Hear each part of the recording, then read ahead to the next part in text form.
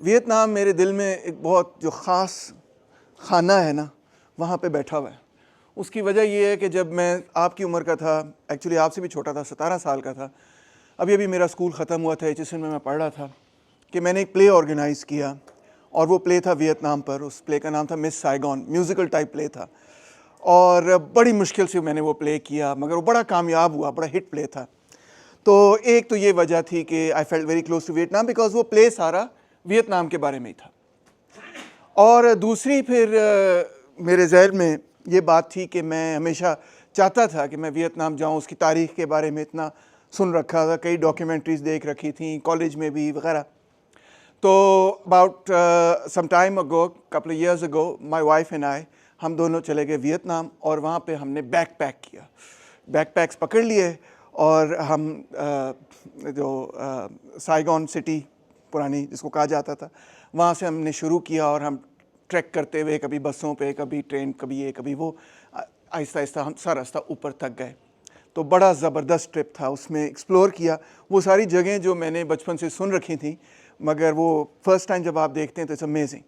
ख़ास तौर पे एक फ़िल्म थी जिसने मुझे बड़ा मुतासिर किया, उसका नाम था आंदोशीन, जो कि एक फ़्रेंच फिल्म है। Otherwise you just say Indochina, मगर you know the French like to be special, so they say Indochine। तो वो फिल्म थी, बचपन में मैंने देखी, कमाल फिल्म थी।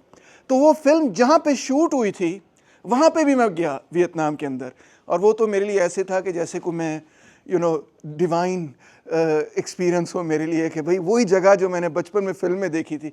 बाद में मुझे पता चला कि वो जगह वो है जहाँ पे किंग कॉन्ग फिल्म भी बनी थी, which was quite interesting itself. But खैर, तो वियतनाम आई गेस आपके लिए नहीं मगर मेरी जनरेशन और मेरी जनरेशन से पहले के लोगों के लिए तो और भी ज़्यादा एक बहुत ख़ास जगह रखता है, बिकॉज उस पीरियड की ये ख़ास उन स्ट्रगल्स में से शामिल था जो कि उस ज़माने में तकरीबन सारे ही सपोर्ट कर रहे थे, माँ सिवाय कुछ हुकूमतों के और चंद और लोगों के। वो कौन सी स्ट्रगल्स थी? एक पैलेस्टाइन की स्ट्रगल थी ऑब्वियसली, जो पूरी दुनिया में उसके लिए बहुत ज़्यादा सपोर्ट था। एक साउथ अफ्रीका की स्ट्रगल थी अपार्थाइड सिस्टम के ख़िलाफ़, नेल्सन मंडेला की स्ट्रगल। और तीसरी एक बहुत बड़ी स्ट्रगल थी जो कि वियतनाम लोगों की स्ट्रगल थी। तो ये तीन बहुत बड़ी बड़ी स्ट्रगल्स थी। आज का जो लेक्चर है is based on the writings of Mark Atwood Lawrence as well as Marilyn B Young. मगर ज़ाहिर बात है क्योंकि सारी ज़िंदगी इसके बारे में सुनते रहें, पढ़ते रहें, तो बहुत सारी चीज़ें जो मेरे तजर्बात में और मुशाहिदे में और रिसर्च में हैं उनको भी मैंने शामिल किया है।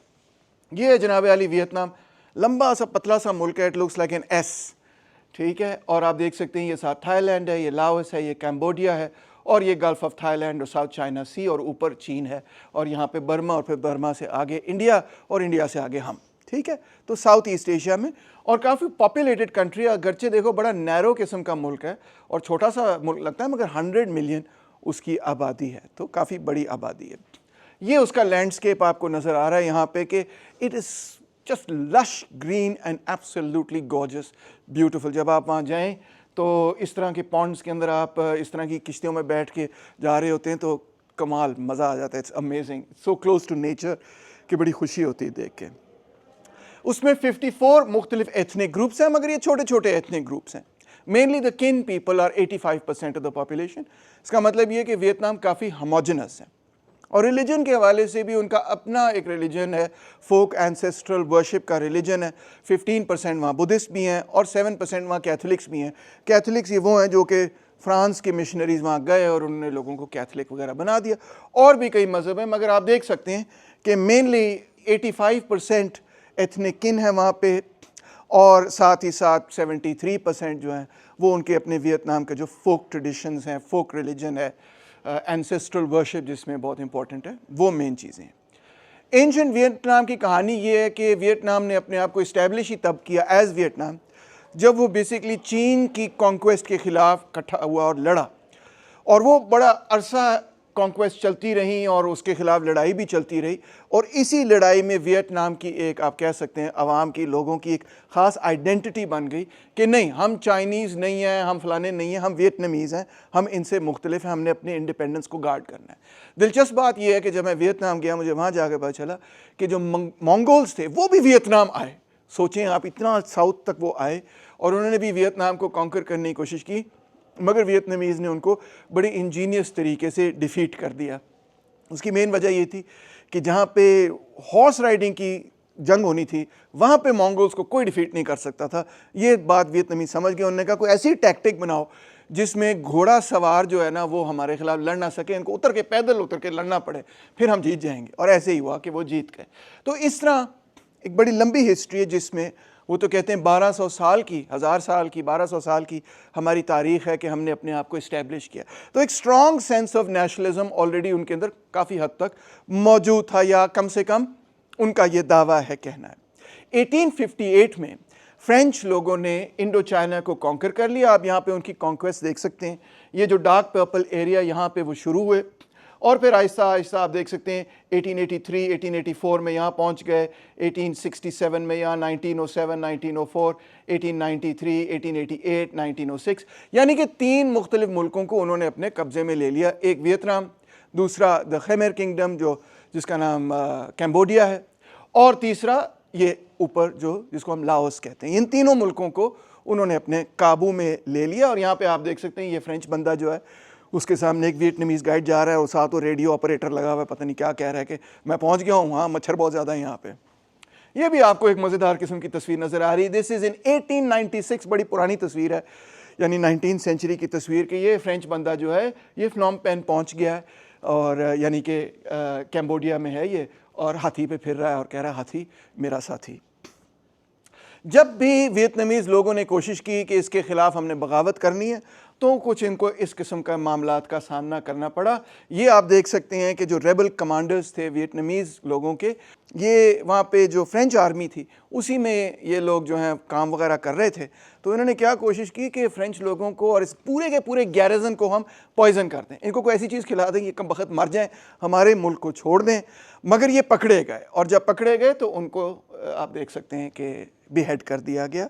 टोकरी में उनका सर यहाँ पे आपको नज़र आ रहा है। जो चीज़ें हमने दूसरी जगह कॉलोनियलिज्म के हवाले से देखी, यहाँ पे भी हमें नज़र आ रही हैं। और फिर फ्रेंच ने उसके बाद लैंड कॉन्फिस्केशन शुरू की। ज़मीन का ही तो असल मामला था, झगड़ा था। उन्होंने बड़ी बड़ी ऐसी प्लांटेशंस बनाई जहाँ पे वो रबर बना सकते थे, जहाँ पे वो राइस बना सकते थे, जहाँ पे वो कॉफ़ी बना सकते थे, जहाँ पे वो चाय बना सकते थे। और इन प्लांटेशंस पे फिर वो जो प्रोडक्ट्स बनाते थे उनको वो एक्सपोर्ट करते थे। और ये इतना रैपिड प्रोसेस हुआ क्योंकि एक्चुअली वियतनाम की कॉलोनाइजेशन आप देख रहे हैं मिड 19th सेंचुरी के अंदर शुरू हुई। तो उसके बाद फ्रेंच ने जब ये कॉलोनाइज किया एरिया तो बड़ी रैपिडली लोगों को उन्होंने डिस्पोजेस किया ज़मीन से, कि 70% जो साउथ वियतनाम के लोग थे वो लैंडलेस हो गए।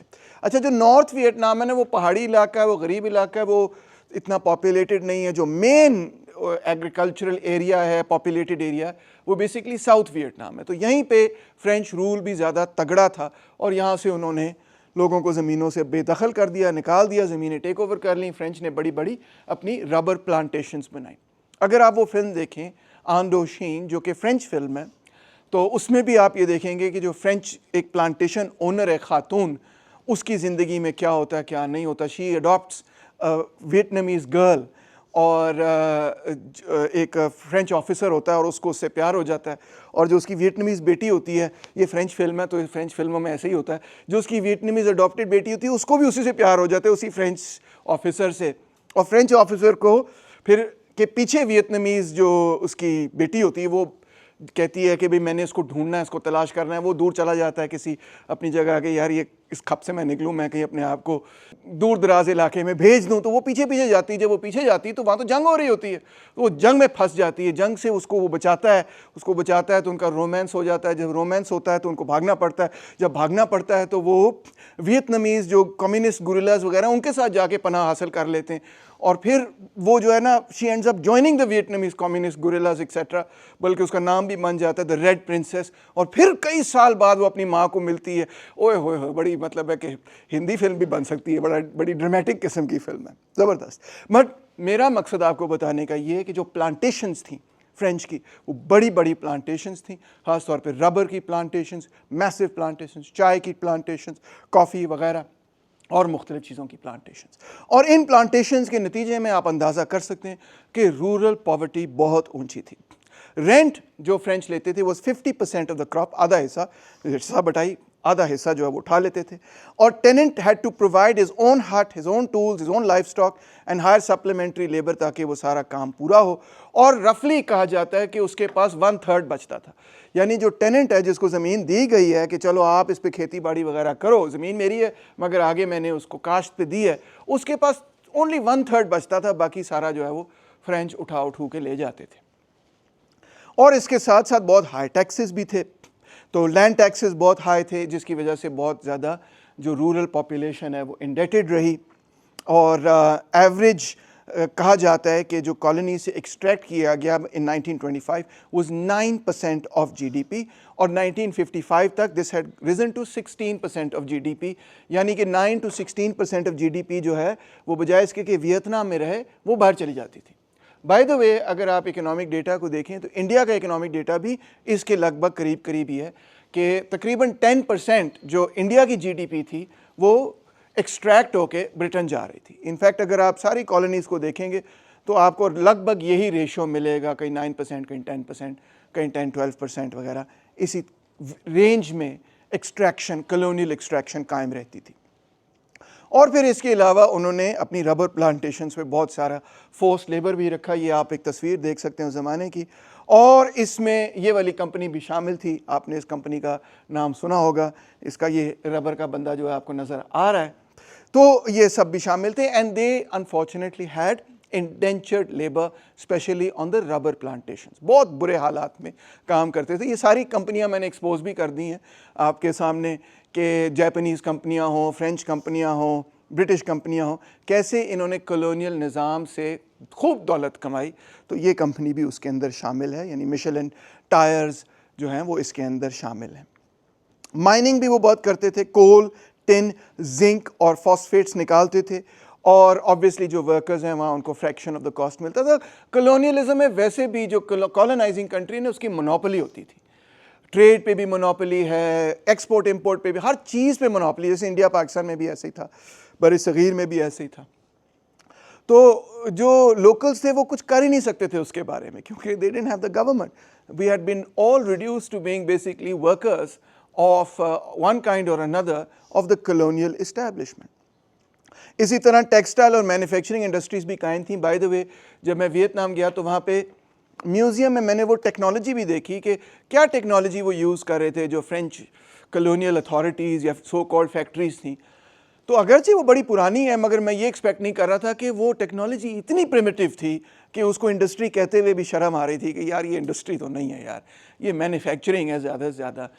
रियली लो लेवल टेक्नोलॉजी, यानी कि लो स्किल लेबर, और लेबर को इस्तेमाल करना बड़े पैमाने पे, ये फ्रेंच कॉलोनियलिज्म का बेसिक असूल था। क्योंकि लेबर बहुत बड़ी सप्लाई में है, तो टेक्नोलॉजी या मशीनरी इस्तेमाल करने के बजाय लेबर इस्तेमाल करी जाओ, लेबर इस्तेमाल करी जाओ। And of course they had an unequal trade with the French. There was a monopoly on salt पे भी monopoly थी, alcohol पे भी monopoly थी। और ये भी आपके लिए बड़ी शॉकिंग बात होगी कि ओपियम पे भी monopoly थी। अब आप सोचेंगे ओपियम, सर ओपियम का क्या चक्कर है यहाँ पे? जी हाँ, ब्रिटिश और फ्रेंच दोनों जो हैं वो ओपियम भी खूब बनाया करते थे, जो कॉलोनियल अथॉरिटीज़ थी। यहाँ पे जब ब्रिटिश इंडिया के अंदर हुआ करते थे तो यहाँ पे उनके बड़े बड़े बाकायदा लीगल ओपियम प्लांट से, ओपियम फील्ड्स थी जहाँ वो ओपियम बनाते थे। और फिर वो कहाँ बेचते थे उस ओपियम को? वो बेचते थे चाइना के अंदर। और जब चाइना के एम्परर ने ये कहा कि भाईजान हम अफीम पी पी के टुन हो गए, अब बस कर दो, हमने को काम भी करना है ज़िंदगी में, तो चाइना के एम्परर ने वो गोदाम पकड़े, उनको आग लगा दी। तो ब्रिटिश ने 2 दफ़ा in the name of free trade China के खिलाफ जंग की, जिनका नाम है दी ओपियम वॉर्स। ठीक है, तो ये सारा सिलसिला जो है यहाँ पे भी चल रहा था। वियतनामीज़ को बड़ी इन्फ्लेटेड प्राइसेस मिलती थी, प्रॉफिट्स जो हैं वो सारे के सारे चले जाते थे फ्रांस को। और जो ओपियम डेंस थे उनका हाल आप देख ही रहे हैं कि कैसे लोगों को अफीम पे चढ़ाया हुआ है और सत्यानाश लोगों का किया हुआ है। फ्रेंच की एक्चुअली मोनोपोली थी, it was called the French Indo China opium monopoly, जो कि एस्टैब्लिश हुई 1897 में। सिर्फ और सिर्फ हम ड्रग्स बेच सकते हैं और कोई बंदा ड्रग्स नहीं बेच सकता, ये उन्होंने कहा हुआ था। एंड इनफैक्ट इन ड्रग्स से वो इतना पैसा कमाते थे, अंदाज़ा करो कि 15 to 20% फ्रांस का जो कॉलोनियल बजट है वियतनाम का, वो ड्रग्स की सेल से आता था। लो जी, कर लो गल। और इनफैक्ट 1 लाख लोगों को उन्होंने ड्रग्स पे लगा दिया, ऐसे बड़े बड़े डेंस बना के। बिजनेस था उनके लिए, उस ज़माने में ओपियम इलीगल नहीं था, उस ज़माने में इलीगल चीज़ थी। वो कहते थे लो पियो शाबाश। इनफैक्ट जो वियतनामीज़ नेशनलिस्ट थे उनकी एक बहुत बड़ी कंप्लेंट फ्रेंच के ख़िलाफ़ ये थी कि अपने मुनाफे के लिए आपने हमारी पूरी कौम को अफीम पे चढ़ा दिया। एंड इनफैक्ट चाइनीज़ की भी एक बहुत बड़ी यही कंप्लेंट थी कि अपने मुनाफे के लिए ब्रिटिश ने हमें जो है ना अफीम पे चढ़ा दिया और हम इसको ख़त्म करना चाहते हैं। ये बड़ी फेमस फुटेज है, तस्वीर है, the wife and daughter of governor general Paul Doumer, जो कि उसका गवर्नर था। इनफैक्ट उसको कहा जाता है जो कॉलोनियल अथॉरिटी था उसका असल प्यों जो था ना, जो असल फाउंडर था, वो यही बंदा था। यहाँ पे आप देख रहे हैं ये उसकी बेटी और उसकी बीवी है, और वो क्या कर रहे हैं, वो बच्चों को यूं करके पैसे फेंक रहे हैं। और ये पैसे वो उस वक्त फेंक रहे थे जब, मैं आपको बात बताऊंगा, जब वियतनाम में एक बहुत बड़ी फैमिन हो रही थी। इसके साथ साथ वियतनामीज़ के अपने कल्चर की कल्चरल सप्रेशन भी बड़ी बुरी थी। फ्रेंच एजुकेशन जो है वो समझी जाती थी कि ये बिल्कुल ठीक है, और जो अपर क्लासेस थी वियतनाम की उनको फ्रेंच ज़बान के अंदर सिखाया जाता था। शुक्र है पाकिस्तान में ऐसे नहीं होता, हम सिर्फ अपनी अच्छा ऐसे होता है, ओह सॉरी। एनीवे, तो उन्होंने इस तरह एक कॉलोनियल एलीट बनाई और ये कहा कि जो वियतनाम का कल्चर है ये तो बहुत बारबैरिक और पुराना किस्म का कल्चर है, इसको इग्नोर करो, ये बेकार चीज़ है, इस पर तवज्जो ना दो। अगर किसी चीज़ पर तवज्जो देनी तो गोरों के कल्चर पर तवज्जो देनी है कि शेक्सपियर ने क्या लिखा, और ये भूल जाओ कि बुल्ले शाह ने, ओह बुल्ले शाह तो साडा है, वियतनाम के शायरों ने क्या लिखा है, ये बातें नहीं पढ़ाई जाती। वियतनामीज़ के कई रिवोल्ट्स हुए ऑब्वियसली फ्रेंच कॉलोनियल रूल के ख़िलाफ़। एक रिवोल्ट का नाम था एड द किंग, एक रिवोल्ट का नाम the Yen The uprising, Dong Du movement, go to Japan movement. मगर इनमें से कोई भी रिवोल्ट कामयाब नहीं था। ये जो पहले 2 रिवोल्ट्स थे ये तो बहुत बड़े बड़े रिवोल्ट्स थे, लोगों ने हथियार भी उठाए, लड़े भी। मगर ज़ाहिरी बात है वियतनाम एक फ्रांस के मुकाबले में उतनी एडवांस सोसाइटी नहीं थी, उनके पास एडवांस वेपन्स नहीं थे, उनके पास एडवांस टेक्निक्स ऑफ फाइटिंग नहीं थी। जिस तरह अफ्रीका के अंदर कई रिवोल्ट्स हुए मगर वो कामयाब नहीं हुए, बरे सग़ीर के अंदर कई रिवोल्ट्स हुए वो कामयाब नहीं हुए। उस कॉलोनियल फ़ौज के ख़िलाफ़ जिसके पास जदीद हथियार हैं, उस तरह की पुराने किस्म की स्टाइल वाली जंगें जितनी भी हुई वो सब की सब शिकस्त से ही 2-4 हुई। तो यहाँ पे भी यही मामला था। फिर वियतनामीज़ ने ये कहना शुरू किया, यार इंज ते गल नहीं बनेगी, हमें भी कुछ अपने आप को मॉडर्नाइज करना होगा। तो एक नई मूवमेंट चली called the Dong do movement, और उसका मतलब ये है कि जापान जाओ और वहाँ से कुछ सीखो कि वो कैसे मॉडर्नाइज कर रहे हैं अपने आप को, कैसे इतनी तेज़ी से तरक्की कर रहे हैं, हम भी उनसे सीखें, हम भी अपने आप को जो वेस्टर्न टेक्निक्स हैं वगैरह वो उससे we should learn all of those techniques. मगर हम वेस्ट जाके तो सीख नहीं सकते, तो हम जापान जाके सीख लेते हैं। तो ये बड़ी इंपॉर्टेंट मूवमेंट थी, दुएतान मूवमेंट, कि वेस्टर्न एजुकेशन हासिल करो और समझो कि भाई क्या मामला है, क्यों ये लोग हम पे इतनी आसानी से डोमिनेट कर लेते हैं। आप कह सकते हैं कि जिस तरह सर सैयद अहमद ख़ान ने हमें कहा कि भी वेस्टर्न एजुकेशन हासिल करो वरना ऐसी बैकवर्डनेस में रहोगे, तो उस तरह वियतनाम के अंदर भी बहुत सारे लोग ये कह रहे थे। फ़र्क सिर्फ इतना था कि सर सैयद अहमद ख़ान तो बहुत प्रो ब्रिटिश था, ये लोग प्रो फ्रेंच नहीं थे। ये कहते थे फ्रेंच एजुकेशन हासिल करो, वेस्टर्न एजुकेशन हासिल करो, मगर मकसद यही है कि एजुकेशन हासिल करके तो फिर अपने आप को आज़ाद करना है। एक यंग मैन था नेम न्युगियान सिन कुंग, जो कि इस तहरीक से बड़ा मुतासर हुआ, यानी दुएतान मूवमेंट से, जो ये कह रही थी कि वेस्टर्न एजुकेशन भी हासिल की जाए। और उसने ट्रैवल करना शुरू किया, उसने सोचा कि मैं ट्रैवल करूं। His travels took him to the United States, पहले वो अमेरिका गया जहाँ पे he worked as a pastry chef in Boston, फिर he worked as a domestic servant in New York, then he relocated to Britain where he became involved in labour union, और वहाँ उसने Karl Marx वगैरह के बारे में भी पढ़ा, और उसके बाद वो फ्रांस आ गया। इस बंदे की शक्ल ज़रा आप गौर से देख लें, क्योंकि ये वियतनाम की तारीख़ में बहुत ही एक अहम और कलीदी किरदार अदा करेगा। इस बंदे का नाम बाद में इसने अपना नाम तब्दील कर लिया, और इस बंदे का नाम असल में है हो ची मिन। तो हो ची मिन वहाँ पे फ्रांस के रूल के ख़िलाफ़ उसने मज़ामीन लिखने शुरू कर दिए। फ्रांस में ही बैठा, कहता है in France's selfish interests it conquered our country with bayonets. Since then, we have not only been oppressed shamelessly, but also poisoned pitilessly. ये वो ओपियम की बात कर रहा है कि हमें पिलाते रहते हैं। Plainly speaking, we have been poisoned with opium, alcohol, etc. I cannot in some minutes reveal all the atrocities inflicted on Indochina. We have neither freedom of press nor freedom of speech. We have no right to live in other countries or go abroad as tourists. We are forced to live in utter ignorance and obscurity because we have no right to study. Such is the treatment inflicted upon more than 20 million Vietnamese, and they are said to be under French protection. यानी कि सबसे पहले वो यही चाहता था कि भाई फ्रेंच रूल जो है ख़त्म हो।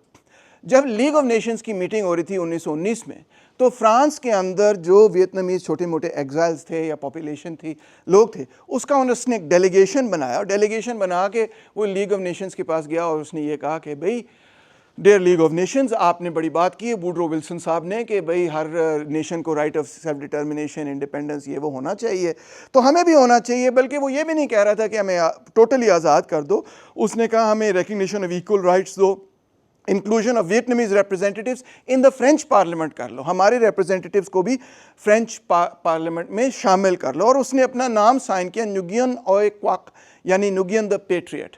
तो इस वक्त वो मार्क्सिस्ट मुक्सिस्ट नहीं था, बेसिकली पेट्रियट था, नेशनलिस्ट था, वियतनामीज नेशनलिस्ट था, एंटी कॉलोनियल था, चाहता था कि फ्रेंच की क़यादत ख़त्म हो। फिर कहता है कि किसी ने मुझे जो है ना एक रीडिंग दे दी, रीडिंग थी लेनिन की thesis on the national and colonial question, कि ये पढ़ो। कहता है इसमें बड़ी मुश्किल टर्म्स थी जो मुझे समझ नहीं आ रही थी, but by dint of reading it again and again finally I could grasp the main part of it. बार बार पढ़ा, ये आपके लिए भी एडवाइस है, बार बार पढ़ लिया करो, कुछ ना कुछ समझ ही आ जाएगी। What emotion, enthusiasm, clear-sightedness and confidence instilled in me. I was overjoyed to tears. Though sitting alone in my room, I shouted out aloud as if addressing large crowds, "Dear martyrs, compatriots, this is what we need. This is the path to our liberation." यानी वो बहुत ही excited हो गया कि यार ये बड़ी सही चीज़ है। इनफैक्ट उसने एक मजमून लिखा, the path that led me to Leninism. पूरा तो मैं आपको पढ़ के नहीं सुनाऊंगा। उसमें वो ये कहता है कि जब मैं फ्रेंच कम्युनिस्ट पार्टी से मेरी मुलाकात हुई, ये देखें ये फ्रेंच कम्युनिस्ट पार्टी की फाउंडिंग मीटिंग है 1920 के अंदर, यानी जब फ्रेंच कम्युनिस्ट पार्टी बन रही थी तो उसके बनाने में हो ची मिन भी शामिल था, है ना, मज़ेदार किस्म की बात। तो कहता है कि मैं तो ये चाह रहा था कि भाई बेसिकली उन लोगों को तलाश किया जाए जो हमारी मदद करें कि फ़्रेंच कॉलोनियल रूल ख़त्म हो। और उस वक्त बड़ी गर्मा गर्म बहस चल रही थी फ्रेंच कम्युनिस्ट पार्टी के अंदर कि हमें सेकंड इंटरनेशनल का ऐसा होना चाहिए या थर्ड इंटरनेशनल का ऐसा होना चाहिए। मैं सोच रहा था सेकंड हो या थर्ड हो, फर्स्ट हो जाए, खैर है, कोई भी हो, काम तो हमने यही करना है ना कि चलाना, तो क्या ये बड़ी इतनी डिबेट हो रही। कहता लोग बड़ी गर्मा गर्म बहसें कर रहे थे, मुझे समझ नहीं आ रही थी कि बहसें कर क्या रहे हैं। फिर मैंने किसी से पूछा कि इनमें से जो इंटरनेशनल वगैरह हैं, इनमें से वो वाला कौन सा है जो कहता है कि वियतनाम को आज़ाद होना चाहिए।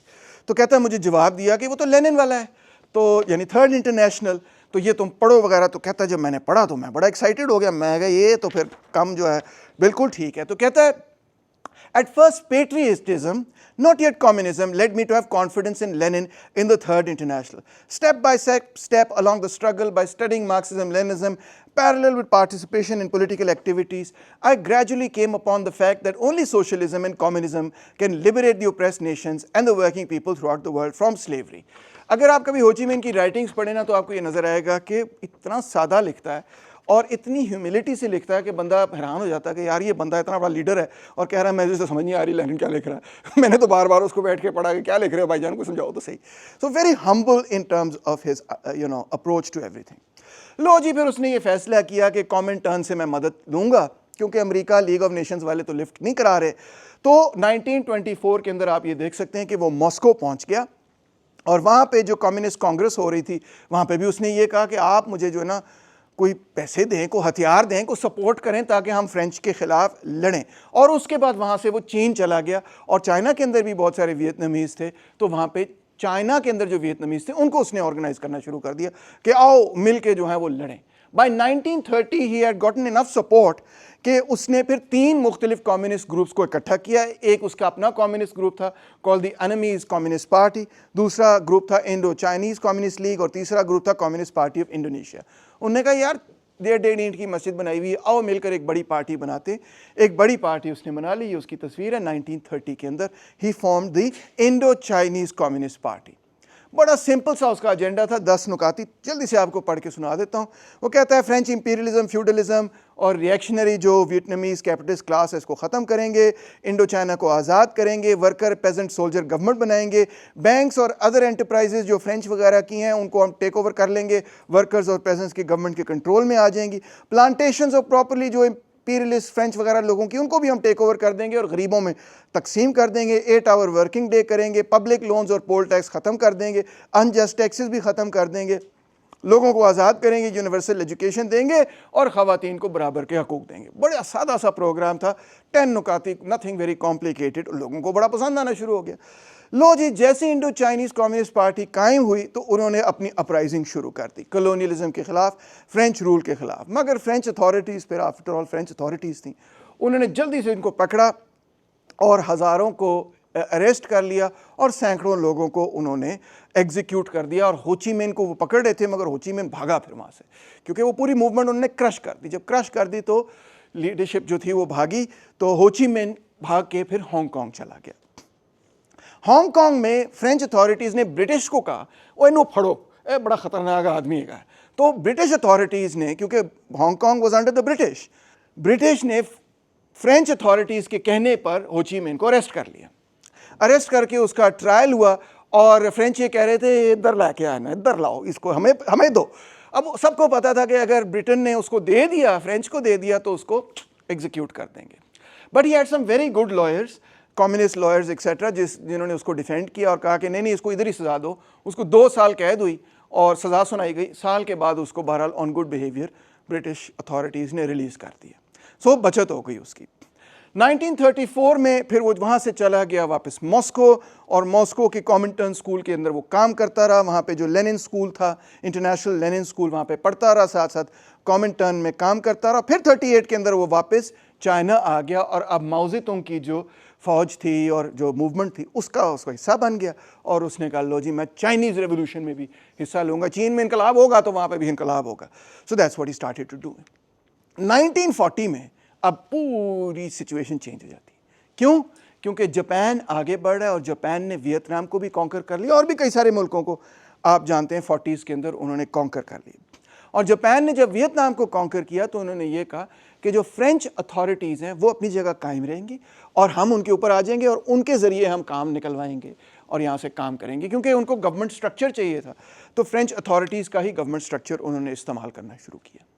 और जिस तरह जापान ने दूसरी जगहों पे किया, क्योंकि जंग भी चल रही थी, तो उन्होंने वियतनाम को खूब एक्सप्लॉइट किया। Force labour, exploitation, max executions, political repression, ये सब चीज़ें। ये देखो, ये एक बेचारी बुढ़िया, उसको वो डंडे मार रहा है, डंडा भी उसके पास कोई छोटा सा नहीं है, इतना बड़ा डंडा उसने रखा हुआ है। इतना बुरा हाल किया कि जिसकी हद कोई नहीं। मगर अब हो ची मिन ने कहा कि वक्त आ गया, मैं वापस जा रहा हूँ। तो हो ची मिन 1941 के अंदर पहाड़ों के ज़रिए से स्नीक इन करके वियतनाम आ गया और पिंडों के अंदर चला गया, पहाड़ों के अंदर, पिंडों के अंदर। और उसने कहा कि हम फ्रेंच के ख़िलाफ़ गुरिल्ला वॉर करेंगे, उठाओ हथियार वगैरह, पेजेंट्स को ऑर्गेनाइज़ किया और कहा जंग शुरू की जाए इनके ख़िलाफ़। और बड़ी कामयाबी से बाय 1944 उसने अपना सपोर्ट पेस वो बढ़ाता गया कि जापान को हमने डिफीट करना है। पीछे से कुछ चाइनीज़ कम्युनिस्ट पार्टी ने भी उसकी मदद की और जो सोवियत यूनियन कॉमिंटर्न वगैरह थी वो भी पीछे थोड़ी थोड़ी इमदाद कर ही रहा था। लो जी, जापान और फ्रांस ने वियतनाम का वो हाल किया जिसकी कोई हद हिसाब नहीं। इनफैक्ट 1944-45 के अंदर इतनी बुरी फैमिन कर छोड़ी जापानीज़ कॉलोनियल रूल ने और फ्रेंच कॉलोनियल रूल ने कि 2 मिलियन बंदा उस फैमिन के अंदर भूखा मर गया।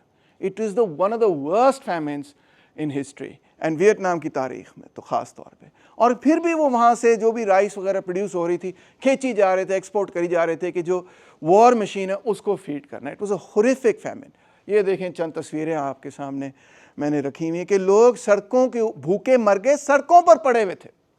इतनी बड़ी तादाद में मरे लोग के दूसरे लोगों के पास इतनी एनर्जी नहीं थी कि वो लाश पड़ी हुई उसको उठा के दफन कर लें। कहता है किस तरह वो लाश उठा के दफन करें, हम खुद मर रहे हैं यहाँ पे भूखे।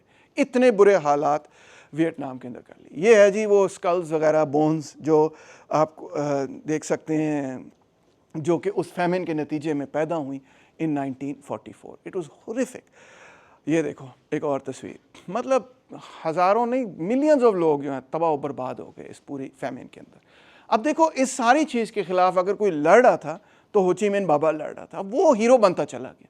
एवरीबडी सेड यार बंदा तो वो है जो इस कमबख्त हुकूमत से हमें निजात दिलवा रहा है, जो हमें भूखा मार रही, ख़त्म कर रही है। He is fighting against the Japanese, he is fighting against the French. और फिर वियत मिन उनका नाम बन गया। वियत मिन वॉज बेसिकली अ फ्रंट जिसमें इंडो चाइनीज़ कम्युनिस्ट पार्टी भी थी और भी बहुत सारी पार्टियाँ थी।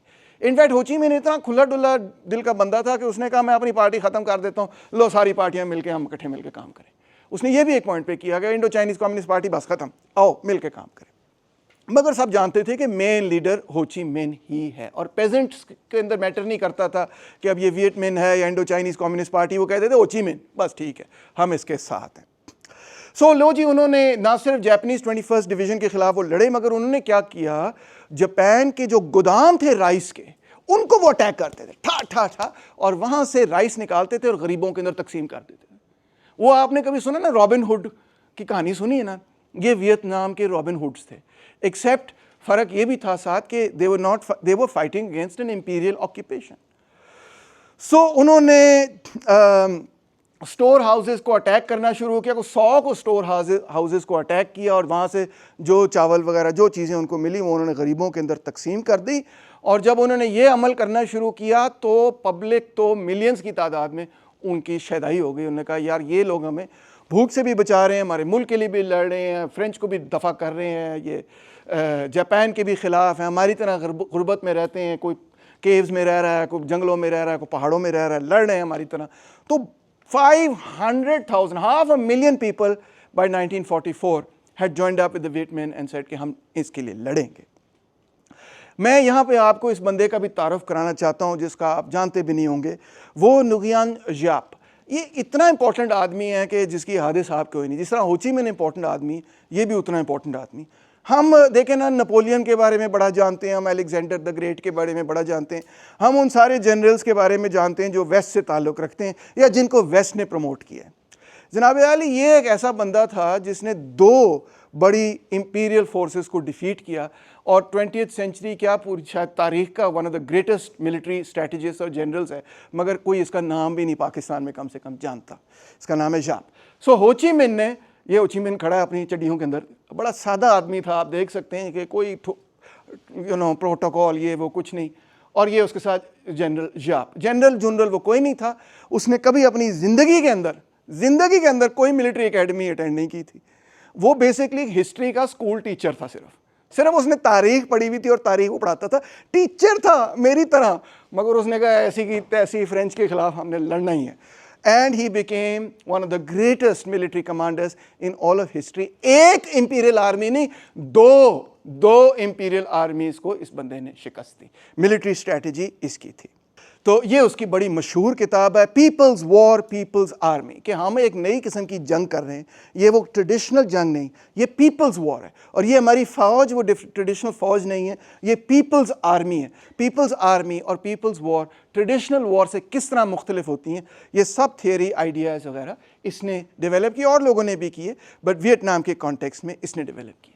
अब आपको एक मज़ेदार बात बताता हूँ, हैं तो ये कम्युनिस्ट, कॉमिंटर्न से भी इमदाद ले रहे हैं जी, चाइना से की कम्युनिस्ट पार्टी से भी इमदाद ली है, मगर इन्होंने ये कहा देखो अमेरिका भी जापान के खिलाफ लड़ रहा है, हम भी जापान के खिलाफ लड़ रहे हैं। अमेरिका ने भी ये कहा कि जापान के खिलाफ जो भी लड़ रहा है किसी ना किसी हवाले से हम उसको ज़रा सपोर्ट करें। तो अमेरिका ने कुछ अपने बंदे भेजे वियतनाम के, वियतनाम जाओ और पता करो कि वियतनाम के अंदर कौन वो लोग हैं जो सबसे अच्छी इफेक्टिवली जापान के खिलाफ लड़ रहे हैं।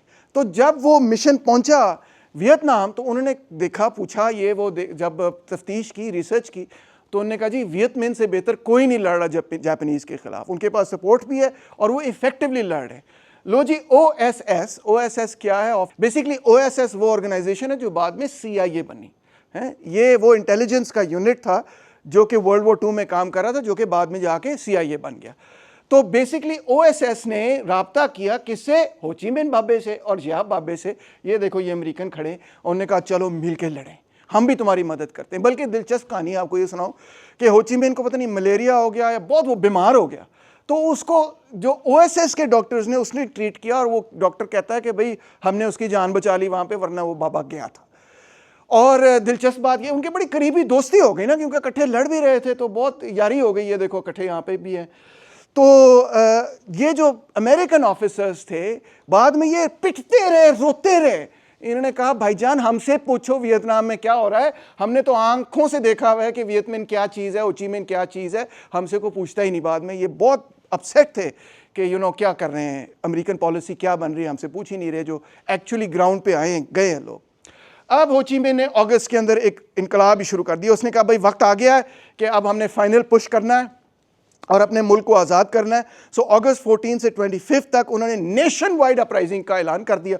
500,000 अब उनके पास फाइटर भी था। उन्होंने कहा हर जगहों पे अटैक कर दो अगेंस्ट द जापानीज। ये तो अब ऑलरेडी हारने के करीब आ चुके हैं। सोवियत यूनियन ने भी कह दिया कि वो हमला करने लगे हैं, अमेरिका ने भी कह दिया एंड सो ऑन। तो अब ऑल आउट वॉर है जी। और सितंबर 2, 1945 को हो ची मिन ने यह कहा कि अब वियतनाम आज़ाद हो चुका है, जापानीज़ कॉलोनियल रूल ख़त्म हो चुका है, फ्रेंच कॉलोनियल रूल भी ख़त्म हो चुका है, और इन सबको हम कमबख्तों को अपने मुल्क से बाहर निकालेंगे, हम अपने मुल्क को ख़ुद बनाएंगे। इस वक्त तक न्यूक्लियर बम वगैरह भी गिर चुका है हिरोशिमा और नागासाकी पे, और जो जापानीज़ रेड आर्मी है उसने भी एडवांस करना शुरू किया। So Japan has been defeated.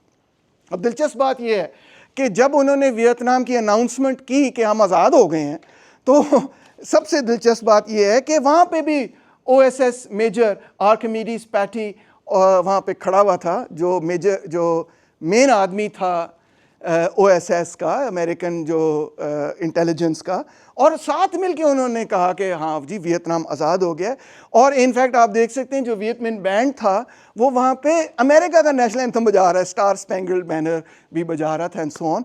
और इनफैक्ट हो ची मिन ने कहा यार मैं तकरीर लिखना चाह रहा हूँ, तो वो जनरल पैटी के पास गया, सॉरी मेजर पैटी के पास गया, और उसने कहा कि यार ये मेरी तकरीर की जो ट्रांसलेशन है शायद गलत हो, तो ज़रा इसको देख के नोक पलक इसकी ठीक कर दो।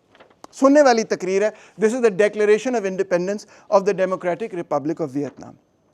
हो ची मिन कैसे शुरू करता है पूरी अपनी तकरीर को, जो अब ऑफिशियल डॉक्यूमेंट है, हिस्टोरिक डॉक्यूमेंट है, not by quoting Karl Marx, not by quoting Lenin, but in fact सुन लेना आप खुद ही समझ जाएंगे। Quote, all men are created equal, they are endowed by their creator with certain inalienable rights, amongst them are life, liberty and the pursuit of happiness। American constitution को उसने quote किया। फिर कहता है this immortal statement was made in the Declaration of Independence of the United States of America in 1776। In a broader sense this means all people on the earth are equal from birth, all the people have a right to live, to be happy and free. फिर आगे क्या कहता है? The declaration of the French Revolution made in 1791 on the rights of man and the citizens also states, क्या? All men are born free and equal with equal rights and must always remain free and have equal rights। American constitution French declaration of rights को coat करता है। कहता है those are undeniable truths, nevertheless for more than 80 years the French imperialists, abusing the standard of liberty, equality and fraternity, have violated our fatherland and oppressed our fellow citizens. They have acted contrary to the ideals of humanity and justice. In the field of politics, they have deprived our people of every democratic liberty. They have enforced inhuman laws. They have set up 3 distinct political regimes in the north, the center, and the south of Vietnam in order to wreck our national unity and prevent our people from being united. They have built more prisons than schools. They have mercilessly slain our patriots. They have drowned our uprisings in rivers of blood. They have fettered public opinion. They have practiced obscurantism against our people. To weaken our race, they have forced us to use opium and alcohol. In the field of economics, they have fleeced us to the backbone, impoverished our people and devastated our lands. They have robbed us of our rice fields, our mines, our forests and our raw materials. They have monopolized the issuing of banknotes and the export trade. They have invented numerous unjustifiable taxes and reduced our people, especially our peasantry, to a state of extreme poverty. They have hampered the prospering of our national bourgeoisie. They have mercilessly exploited our workers. In the autumn of 1940, when the Japanese fascists violated Indochina's territory to establish new bases in their fight against the Allies, the French imperialists went down on their bended knees and handed over our country to them. लड़े भी नहीं, Japan की गोदी में हमारा मुल्क रख दिया। Thus from that date our people are subjected to the double yoke of the French and the Japanese. दो पहाड़ हमारे सर पे आ गए. Their suffering and miseries increased. The result was that from the end of the last year to the beginning of this year, From Quang Tri province to the north of Vietnam, more than 2 million of our fellow citizens died from starvation. On March 9th, the French troops were disarmed by the Japanese. The French colonialists either fled or surrendered, showing that not only were they incapable of protecting us, but that in the span of 5 years they had twice sold our country to the Japanese. Oof, toba. What an indictment. The whole Vietnamese people, animated by a common purpose, are determined to fight to the bitter end against any attempt by the French colonialists to reconquer our country. Khabardar France, agar tum वापस इधर आए. We are convinced that the allied nations, which at Tehran and San Francisco have acknowledged the principle of self-determination and equality of nations, will not refuse to acknowledge the independence of Vietnam. A people who have courageously opposed French domination for more than 8 years, a people who have fought side by side with the Allies against the fascists during these last years, such a people must be free and independent. For these reasons, हमने अपनी हुकूमत बनाई है और हम ये कह रहे हैं कि हम हर कुर्बानी देने के लिए तैयार हैं अपने मुल्क को आज़ाद रखने के लिए. ठीक है, कोई गलत बात की उसने. उस ज़माने के अंदर सारे मुल्क इस तरह से आज़ाद हो रहे थे आफ्टर 100 years ऑफ colonialism. तो क्या ख्याल है, फ्रेंच ने ये कहा यार बड़ी अच्छी तकरीर की है, गल्ला भी ठीक ने, डेटा भी ठीक है, एविडेंस भी ठीक है, स्ट्रॉन्ग A+ पेपर, हमें छोड़ देना चाहिए वियतनाम को. नहीं, ऐसा नहीं हुआ. बल्कि जब उन्होंने देखा कि ये देखो हो ची मिन बाबा यहाँ खड़े होकर तकरीर कर रहा है और इतने सारे लोग सुन रहे हैं कि वियतनाम आज़ाद हो गया और जश्न मना रहे हैं कि 100 साल गुलामी के बाद हम आज़ाद हुए. ये देखो एक और ख़ूबसूरत किस्म की तस्वीर, यहाँ पे वो लिख रहे हैं इंडिपेंडेंस और डेथ, मौत कबूल कर लेंगे मगर अपने मुल्क को आज़ाद करके छोड़ेंगे. कितनी बड़ी रैली वगैरह हो रही. तो फ्रेंच ने क्या कहा, नहीं नहीं नहीं गल बननी, असी वापस आवांगे किसी ना किसी तरह. तो अब पॉट्सडैम एग्रीमेंट ये थी कि ब्रिटिश वहाँ पे गए इंडो चाइना जापानीज सरेंडर लेने के लिए, और जो बंदा वहाँ पे गया उसका नाम था जनरल डगलस ग्रेसी. क्या आपने ये नाम सुना है? अच्छा, चलो अभी बताता हूँ आपको कौन है. तो जनरल डगलस ग्रेसी किया, he was heading the Indian 20th infantry division, यानी इंडिया की एक डिवीजन थी ब्रिटिश आर्मी की. ठीक है, और साइगॉन वो पहुंचा सितंबर 1945 को. और उसने क्या किया, गौर से सुनिएगा, बड़ी इंपॉर्टेंट बात है. उसने कहा ये लो तलवार, हम जो है ये वियतनाम की कॉलोनी कंट्री फ्रेंच को वापस दे रहे हैं. जी हाँ, general Gracey, commander of the Indian 20th division, handed over authority back to French general Philippe Leclerc. अंदाजा करो, उसने कहा ये लो, ये तुम्हारा मुल्क था, हमने तो अमानत के लिए रखा हुआ था, वियतनामीज का नहीं था. ये लो गोरो, तुम भी हमारी तरह गोरे हो, तुम भी हमारी तरह फ्रेंच हो, ये ले लो. ये कौन है मिस्टर ग्रेसी और इसने क्यों इस तरह की हरकत की? जनाब अली, ये है पाकिस्तान का 2nd CNC. ये लियाकत अली खान साहब के साथ वो खड़े हुए हैं, commander in chief of the Pakistan army. जी हाँ, ये वही ग्रेसी है. अच्छा जी, अब फ्रेंच वापस आ गए. उन्होंने कहा लो जी, हमें तो अब मौका मिल गया. 1946 के अंदर उन्होंने अपने ट्रूप्स वापस भेजने शुरू कर दिए और उन्होंने कहा कि ये वियतनामी कमबख्तों को तो ख़त्म करो. ज़ाहिर बात है, उन्होंने तो बर्दाश्त नहीं करना था और उन्होंने उन पर अटैक्स वगैरह शुरू कर दिए. तो लिहाजा ऑब्वियसली अब वियतनामीज़ को फ्रेंच के ख़िलाफ़ लड़ने की ज़रूरत पड़ी गई. लो जी, 46 में अमेरिका ने कहा हाँ वियतनाम नहीं नहीं नहीं, ये तो बड़े बुरे लोग हैं. हालांकि OSS के साथ भी उन्होंने काम किया, उन्होंने फ्रेंच और अमेरिकन कॉन्स्टिट्यूशन को भी कोट किया, मगर नहीं, हो ची मिन तो कम्युनिस्ट है, इसको नहीं हमने करना, हमने फ्रेंच लोगों को ही जो है हुकूमत देनी है इंडो चाइना में, वियतनाम में. हो ची मिन बेचारे ने कई खतूत लिखे अमेरिका को. 9 कुछ लोग कहते हैं खतूत लिखे, कुछ कहते हैं ज़्यादा लिखे, कुछ मैसेजेस भिजवाए, कुछ ख़त लिखे कि भाईजान क्या कर रहे हो, ये फ्रेंच कॉलोनियल रूल के साथ तुम क्यों खड़े हुए हो, तुमने तो खुद एक जंग की अपने मुल्क को आज़ाद करने के लिए कॉलोनियलिज्म के ख़िलाफ़ एंड सो ऑन, और तुम ये बातें करते हुए democracy, equality, rights of man, self determination. तो हम भी ये चाह रहे हैं, हम तुम्हारे साथ अच्छे ताल्लुकात चाहते हैं, तुम फ्रेंच अथॉरिटीज़ के पास ना जाओ, तुम फ्रेंच कॉलोनियल रूल को सपोर्ट ना करो, हमें रिकग्नाइज़ करो. मगर अमेरिका ने गोस्ट कर दिया उनको. उन्होंने कहा हमने कोई जवाब नहीं देना, हमने कोई इनको लिफ्ट ही नहीं करानी. लो जी, अब फ्रेंच ऑफेंसिव शुरू हुआ और 500,000 बंदा जो है अब फ्रांस की साइड से इस पूरी चीज़ में इन्वॉल्व हो गया. यानी बहुत बड़ा ऑफेंसिव था. और वियतनामी ट्रूप्स भी तकरीबन इतने ही थे. कोई 500,000 वियतनामी ट्रूप्स थे एक तरफ, कोई 500,000 फ्रेंच ट्रूप्स थे दूसरी तरफ. और एट फर्स्ट फ्रेंच ऐसे लग रहा था, ओ ये तो जीत गए, ये तो बड़ी आसानी से जीत रहे हैं, ये तो ये एरिया भी कॉन्कर कर लिया, वो सिटी भी ले ली, ये एरिया भी कॉन्कर कर लिया. मगर एक्चुअली उनको ये नहीं पता था कि they were up against the wily general, the clever general Giap, Giap ने कहा ऐसे रिट्रीट करो, पहले उनको अंदर आने दो, फिर हम उनको घेरे में अपने लेंगे। और ऐसे ही हुआ कि पहले उसको वो अंदर लेके आए और फिर उसने गुरिल्ला वॉर करनी शुरू की। मीनवाइल 1949 के अंदर माओ ज़ेडुंग और जो चाइनीज़ कम्युनिस्ट थे उनका इनकलाब कामयाब हो गया। ये अक्टूबर के अंदर उसने तकरीर की कि the people of China have stood up, और चाइना का इनकलाब कामयाब हो गया। अब नॉर्थ वियतनाम की रेयर पे basically the Chinese communist had come to power, और चाइनीज़ कम्युनिस्ट ने यह कहा फिक्र ना करो, हम तो कॉमरेड्स हैं, हम तो इकट्ठे लड़े हैं। हो ची मिन ने आके खुद पर्सनली चाइना के अंदर जंग लड़ी और जदोजहद की चाइना की आज़ादी के लिए, तो हम भी आपको सपोर्ट करेंगे। और यूएसएसआर ने भी कहा कि फ्रांस बड़ा गलत कर रहा है, सो चाइना और यूएसएसआर ने कहा हम वियतनाम को सपोर्ट करेंगे। अब फ्रांस ने ये सोचा कि किसी तरह हमने पब्लिक को कन्विंस करना है कि नहीं नहीं उस साइड पे नहीं जाना, हो ची मिन की साइड पे नहीं जाना।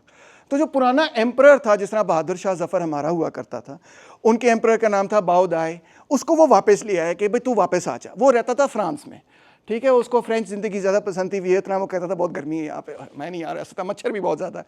वो फ्रांस में रहता था, बड़ा प्ले बॉय किस्म का बंदा था। यहाँ पे उसने बड़े अपने जो है ना ट्रेडिशनल क्लोथ्स पहने हुए हैं, मगर एक्चुअली वो अपने ट्रेडिशनल क्लोथ्स भी ज़्यादा पसंद नहीं करता था, फ्रेंच स्टाइल उसको पसंद था। और मज़ीद उसके बारे में मसला ये था कि ना सिर्फ उसने फ्रांस के साथ बहुत कोलैबोरेट किया था, उनके साथ ही था जो उनकी एडमिनिस्ट्रेशन वगैरह थी, बल्कि जो जापान की एडमिनिस्ट्रेशन थी उसके साथ भी उसने कोऑपरेट किया था, कोलैबोरेट किया था, जिसकी वजह से पब्लिक तो ये कहती थी कि यार इन लोगों की वजह से तो हमें फैमिन हुई है, अब इनको हम वापस बुला लें और अपना लीडर मान लें, ये कैसे हो सकता है। यूएस ने कहा नहीं नहीं ये ऐसे ही होगा, और उन्होंने ये सोचा कि हम अब फ्रांस को फंड करेंगे। फ्रांस ने कहा हमारे पास पैसे नहीं है लड़ने के लिए, हम लड़ने के लिए तैयार हैं, हमारे पास बंदे हैं लड़ने के लिए, मगर पैसे नहीं है हमारे पास, पैसे अमेरिका आपने देने हैं। तो अमेरिका ने कहा हाँ ठीक है। अब फ्रांस ने उनको ये कहा कि देखो हम कॉलोनियल वॉर नहीं लड़ रहे, हम एंटी कम्युनिस्ट वॉर लड़ रहे हैं, क्योंकि वहाँ कम्युनिस्ट बैठे हुए हैं, हम ही उनको रोक सकते हैं और कोई रोक नहीं सकते। मगर वियतनामीज़ को ये कोई डिस्टिंक्शन नहीं पता चल रही। तो उन्होंने कहा वही वापस आ गए हैं गोरे कमबख्त, अब अपने आप को एंटी कम्युनिस्ट कह रहे हैं, कभी किसी तरह जस्टिफाई करते हैं, कभी किसी तरह जस्टिफाई करते हैं, हमें छोड़ते ही नहीं।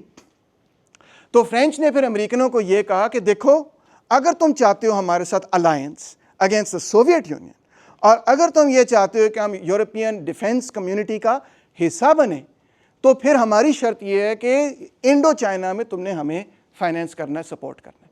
ये क्विड प्रो को था between the French and the Americans. Americans के सामने जो मेन ऑब्जेक्टिव था वो ये था कि सोवियत यूनियन को रोकना है।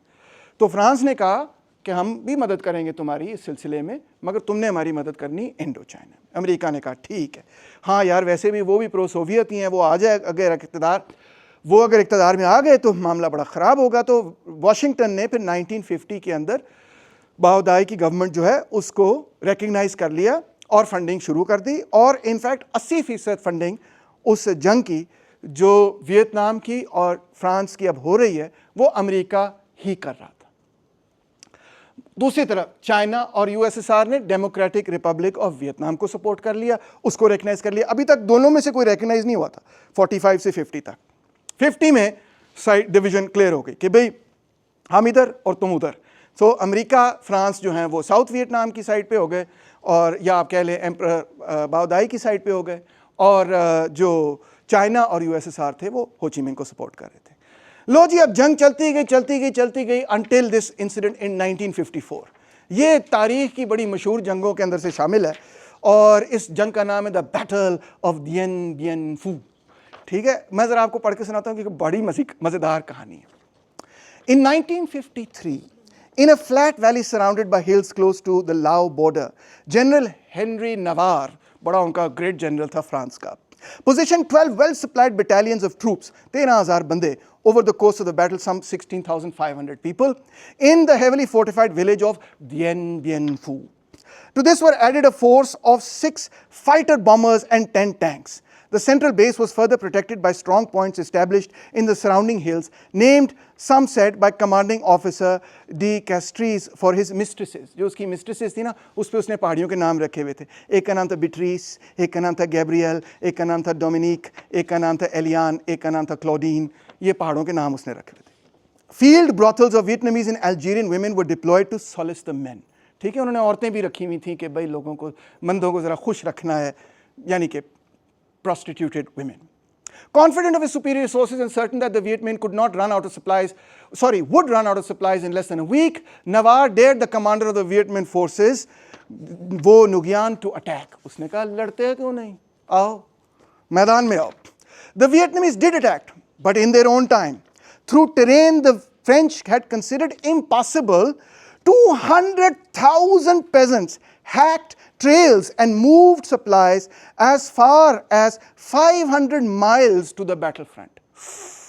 जंगलों में से उन्होंने ट्रेल निकाल के 2 लाख पेजेंट्स ने अपनी चीज़ें जो है ना मूव करनी शुरू कर दी क्लोज टू द फ्रेंच, और उसमें बहुत ख़वातीन शामिल थी. बाय द वे ये मैंने सारी चीज़ें जाके उनके म्यूज़ियम में देखी हैं, उनके पास वो सारी तस्वीरें वगैरह हैं.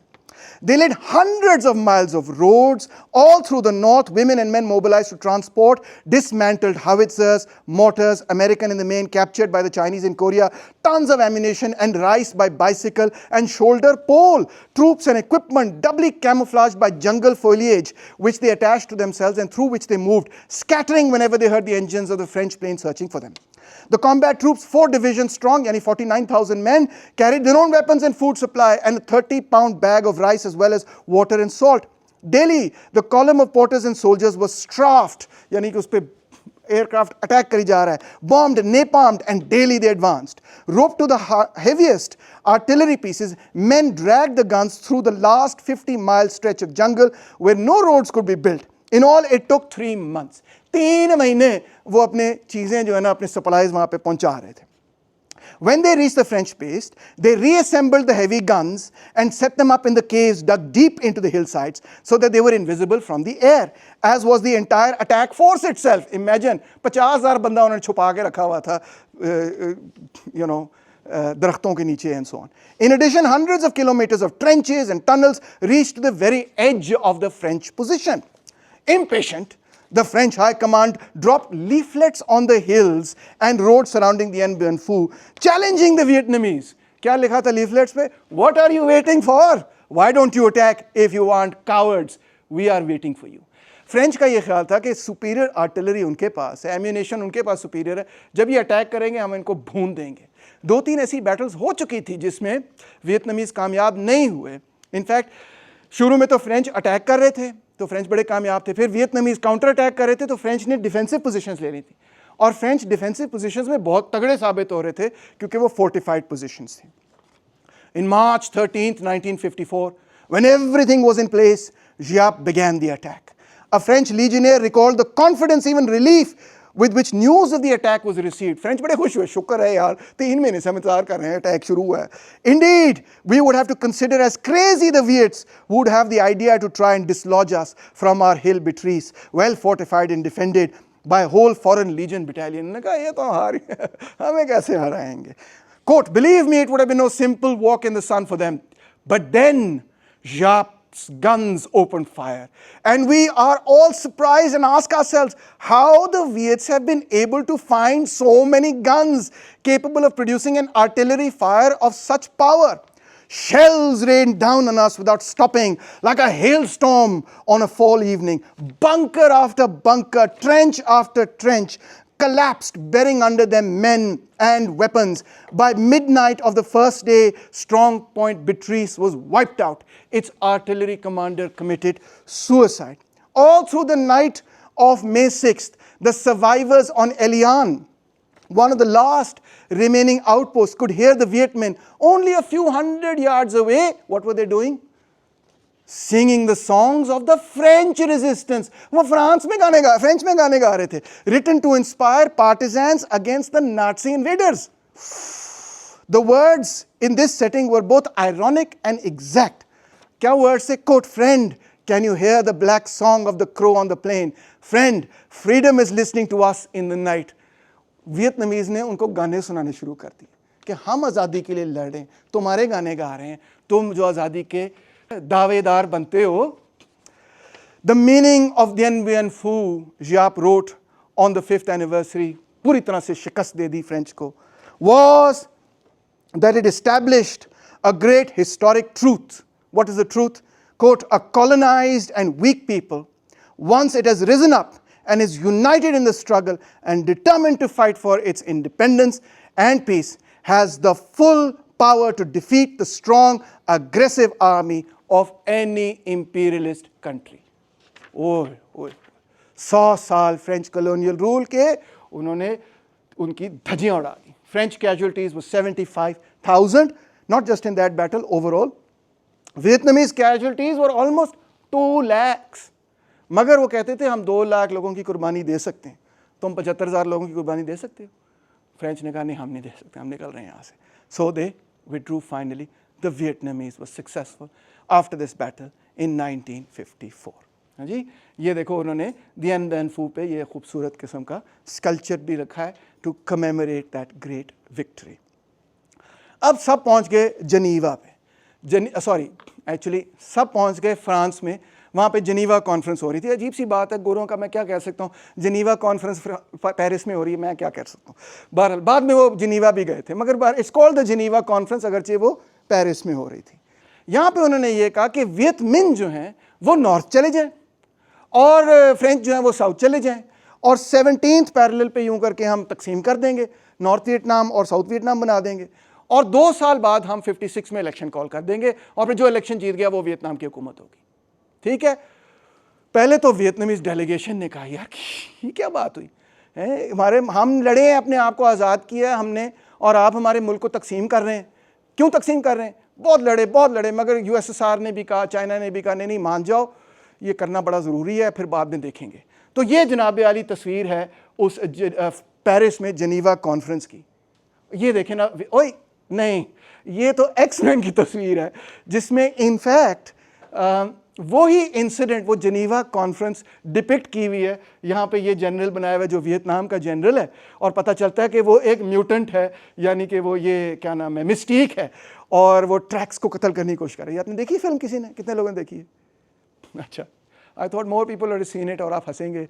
तो एनीवे ऐसा नहीं हुआ, वियतनाम म्यूटेंट्स नहीं थे।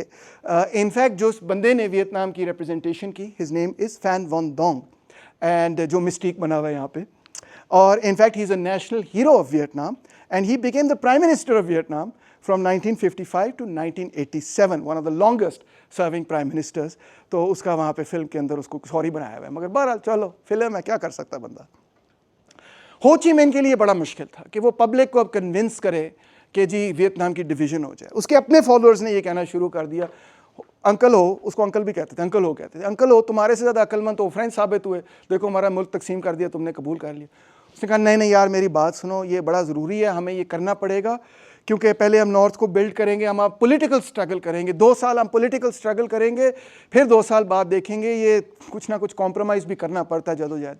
बड़े लोगों ने इल्ज़ाम लगाया सेल आउट हो गया, हो ची मिन ये हो गया वो हो गया, मगर जब उसने पब्लिक को एड्रेस किया तो पब्लिक उसके साथ थी। पब्लिक ने कहा ठीक है, हो ने कह दिया, अंकल हो ने कह दिया, जो वो कहेगा हम वही करेंगे, बस ठीक है, अभी हम पॉलिटिकल स्ट्रगल करेंगे।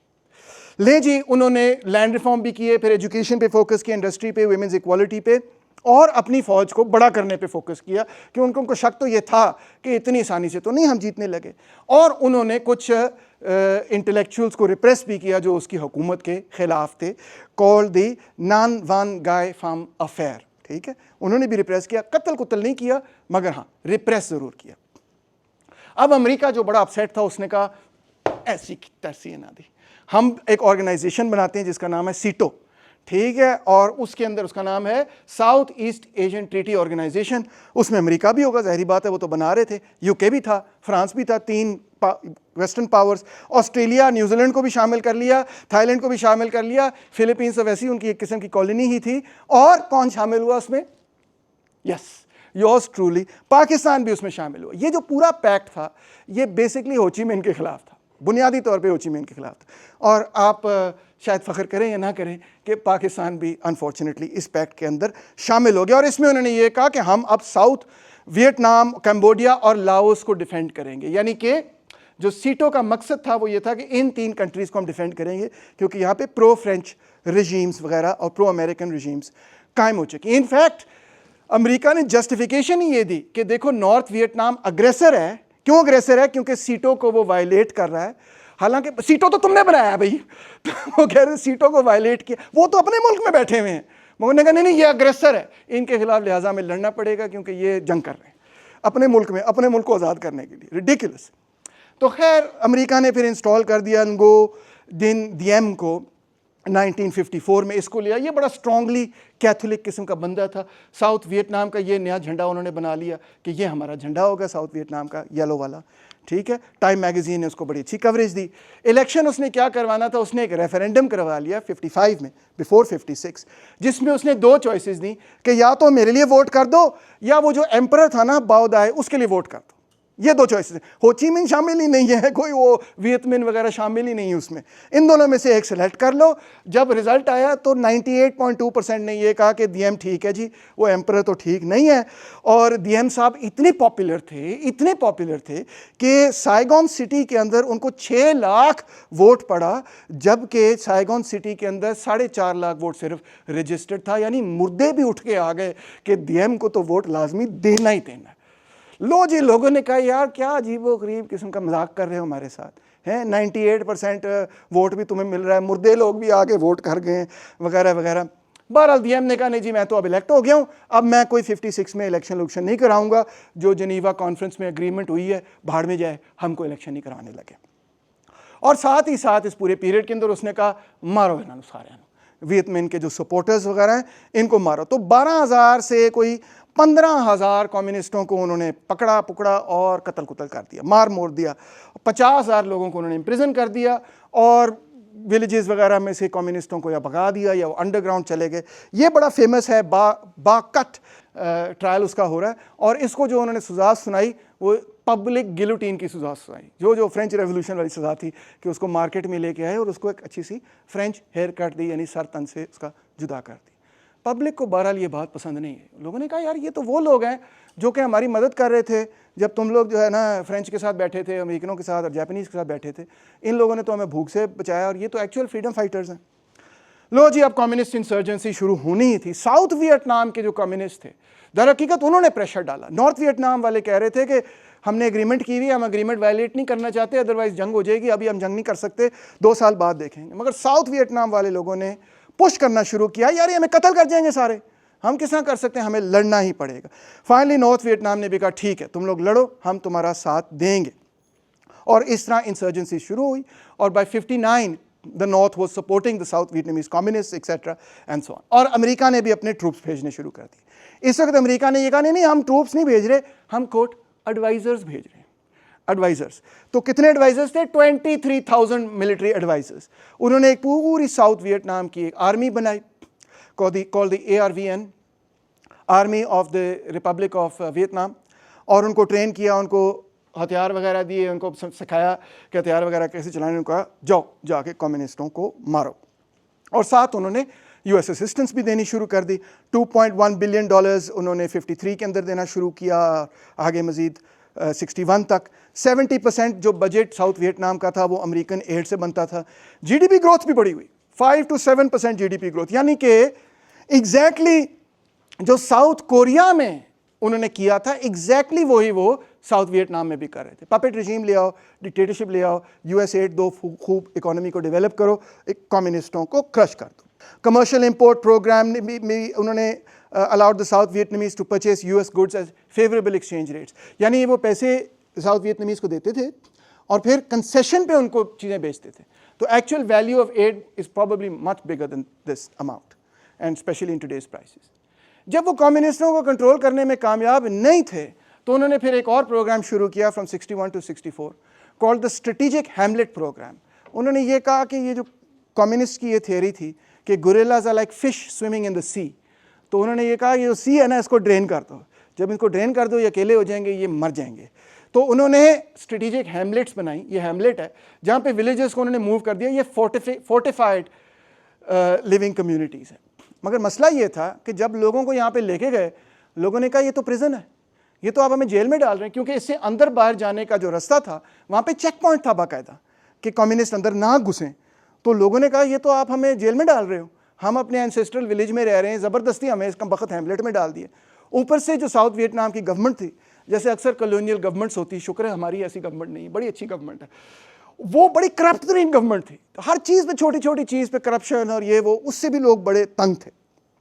और आखिर में ये हुआ कि वियत कॉन्ग जो है वो हैमलेट्स के अंदर भी बढ़ गए। जिस हवाले से वो हैमलेट्स बनाए गए थे कि उनको बाहर रखना है, वो उसी के अंदर बढ़ गए कि हम भी यहाँ रहेंगे, ठीक है, हम लोगों के साथ रहेंगे।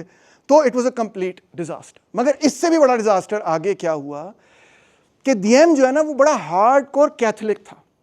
वो he had converted, he was a Catholic, और वो कैथोलिक्स को बड़ा सपोर्ट करता था और बुद्धिस्ट के वो बड़ा सख्त खिलाफ था। इनफैक्ट उसने ये कहा कि जो बुद्धिस्ट हैं वो अपने झंडे, उनके अपने झंडे होते हैं ना, वो अपने झंडे वगैरह डिस्प्ले करते थे। उसने कहा कि मैं लॉ पास कर रहा हूँ कि ये बुद्धिस्ट झंडे डिस्प्ले नहीं हो सकते, और आप जो अपने फेस्टिवल्स वगैरह कर रहे हैं आप अपने घर में करें, मगर इनकी पब्लिक डिस्प्लेइंग नहीं होगी। उन्होंने फिर भी कहा नहीं, हम तो करेंगे, हमारा रिलीजियस फेस्टिवल है, हम तो डिस्प्ले करेंगे। उन्होंने डिस्प्ले किया, फौज आई, लड़ाई झगड़ा हुआ, बंदे बुंदे ये वो, डंडा सोटा, डांग संडा सोटा, लोग अरेस्ट हुए वगैरह वगैरह। It became a very big thing, लोग मर गए, कुछ लोग हाथापाई के अंदर। तो एक बुद्धिस्ट मॉन्क था थिक क्वांग दुर्क, जो कि जिस अपनी गाड़ी में आया, ये उसकी ब्लू रंग की गाड़ी है पीछे, गाड़ी में आया और उसके एक हेल्पर यूं करके आके बैठ गया वो अपनी बुद्धिस्ट पोजीशन के अंदर, और उसके एक हेल्पर ने उसके ऊपर गैसोलीन डाली और उसने एक माचिस निकाली और ठक करके माचिस को आग लगा दी इसने, और हिला नहीं वो अपनी जगह से। इसकी फुटेज भी है, वो हिला ही नहीं, उसको आग लगी हुई और वो यूं बैठा हुआ है। लोग शॉक हो गए, लोग एब्सोल्युटली शॉक हो गए। और ख़ास तौर पे ये जो तस्वीर है ये अमेरिकन अखबारों के अंदर भी छपनी शुरू हो गई, दुनिया के अखबारों के अंदर छपनी शुरू हो गई। लोग हैरान परेशान हो गए कि वियतनाम में क्या हो रहा है भाई, वो बुद्धिस्ट है, वो तो कम्युनिस्ट भी नहीं है, वो अगर करना चाह रहा है जो भी अपना करना चाह रहा है, उनको क्यों रिप्रेस कर रहे हो। उफ, एक तहलका मच गया। अब डीएम का मामला ये था कि वो फिर भी अपनी पॉलिसी पे कायम था, अमेरिका उससे खुश नहीं था। अब डीएम का ये जो फड्डा नया बन गया बुद्धिस्ट के साथ, और उसकी वजह से अमेरिकनों के साथ भी, क्योंकि अमेरिकन कह रहे थे ये गलत पॉलिसी तुम लगा रहे हो, ये पॉलिसी नहीं करो, सबको इकट्ठे लेके चलो, हमने सिर्फ कम्युनिस्टों के खिलाफ लड़ना है। अब डीएम और अमेरिका के दरमियान जो है ताल्लुकात ख़राब होने शुरू हो गए, और डीएम ने एक सिग्नल भेजा, किसको, वियतकॉन्ग को। हाँ जी, वियतकॉन्ग को सिग्नल भेजा कि यार तुम भी वियतनामीज़ हो, मैं भी वियतनामीज़ हूँ, और मैं भी फ्रेंच के बड़ा ख़िलाफ़ रहा हूँ। और वो जेनुअनली फ्रेंच के ख़िलाफ़ था, एंटी कम्युनिस्ट भी था, मगर फ्रेंच के भी ख़िलाफ़ था, ये बात दुरुस्त है। तो हम आपस में बातचीत कर लेते हैं, अमेरिकनों से ज़रा पासे हो जाते हैं। जब ये खबर वगैरह फैली तो अमेरिकनों ने कहा कू कर दो इसके खिलाफ। तो वो कू हुआ जी, और ये बात भी अब बिल्कुल ऑफिशियल हो चुकी है, कोई कंस्पिरेसी थ्योरी नहीं है कि डीएम के खिलाफ कू जो है वो अमेरिकनों ने ही इनकरेज कर किया कि हाँ इसको ओवरथ्रो कर दो। उन्होंने ओवरथ्रो भी किया, उसको मार भी दिया, कत्ल भी कर दिया। कू के अंदर आपको पता है चीज़ें कंट्रोल में नहीं रहती। हो सकता है उन्होंने पहले ये कहा कि अरेस्ट कर लेना, मगर आपको पता है जब वो लड़ाई शुरू हो कुछ भी हो सकता है। तो डीएम एंड हो गया, ठीक है ना, डीएम का 63 के अंदर। फिर एक और जनरल आया जिसका नाम था general Min, he had done the कू। मगर जनरल मिन ने भी यही कहा कि यार बहुत जंग हो गई है, हम और जंग नहीं करना चाहते। उसने एक स्टेटमेंट दी जिससे अमेरिका बहुत ही परेशान हुआ। उसने कहा we are not anti communist, हम एंटी कम्युनिस्ट नहीं हैं, हम नॉन कम्युनिस्ट, हम कम्युनिस्ट भी नहीं हैं मगर हम उनके एंटी भी नहीं हैं, मतलब हम न्यूट्रल हैं इन मामले में। ओह, न्यूट्रल आपको पता है तो बड़ी कॉन्ट्रोवर्शियल स्टेटमेंट हो जाती है पाकिस्तान में ख़ास तौर पे। उसने कहा we are not anti communist but we are not communist, we are non communist. नहीं, अमेरिका को तो ये बात बिल्कुल पसंद नहीं आई, क्योंकि अमेरिका को यही था कि जनरल मिन ने भी अब मुआहदा कर लेना और पीस कर लेनी है, अग्रेसिवली परसू नहीं करेगा, इसको भी ओवरथ्रो करो। उसको एक और, उसके खिलाफ एक और कू हुआ, फिर उसको ओवरथ्रो किया।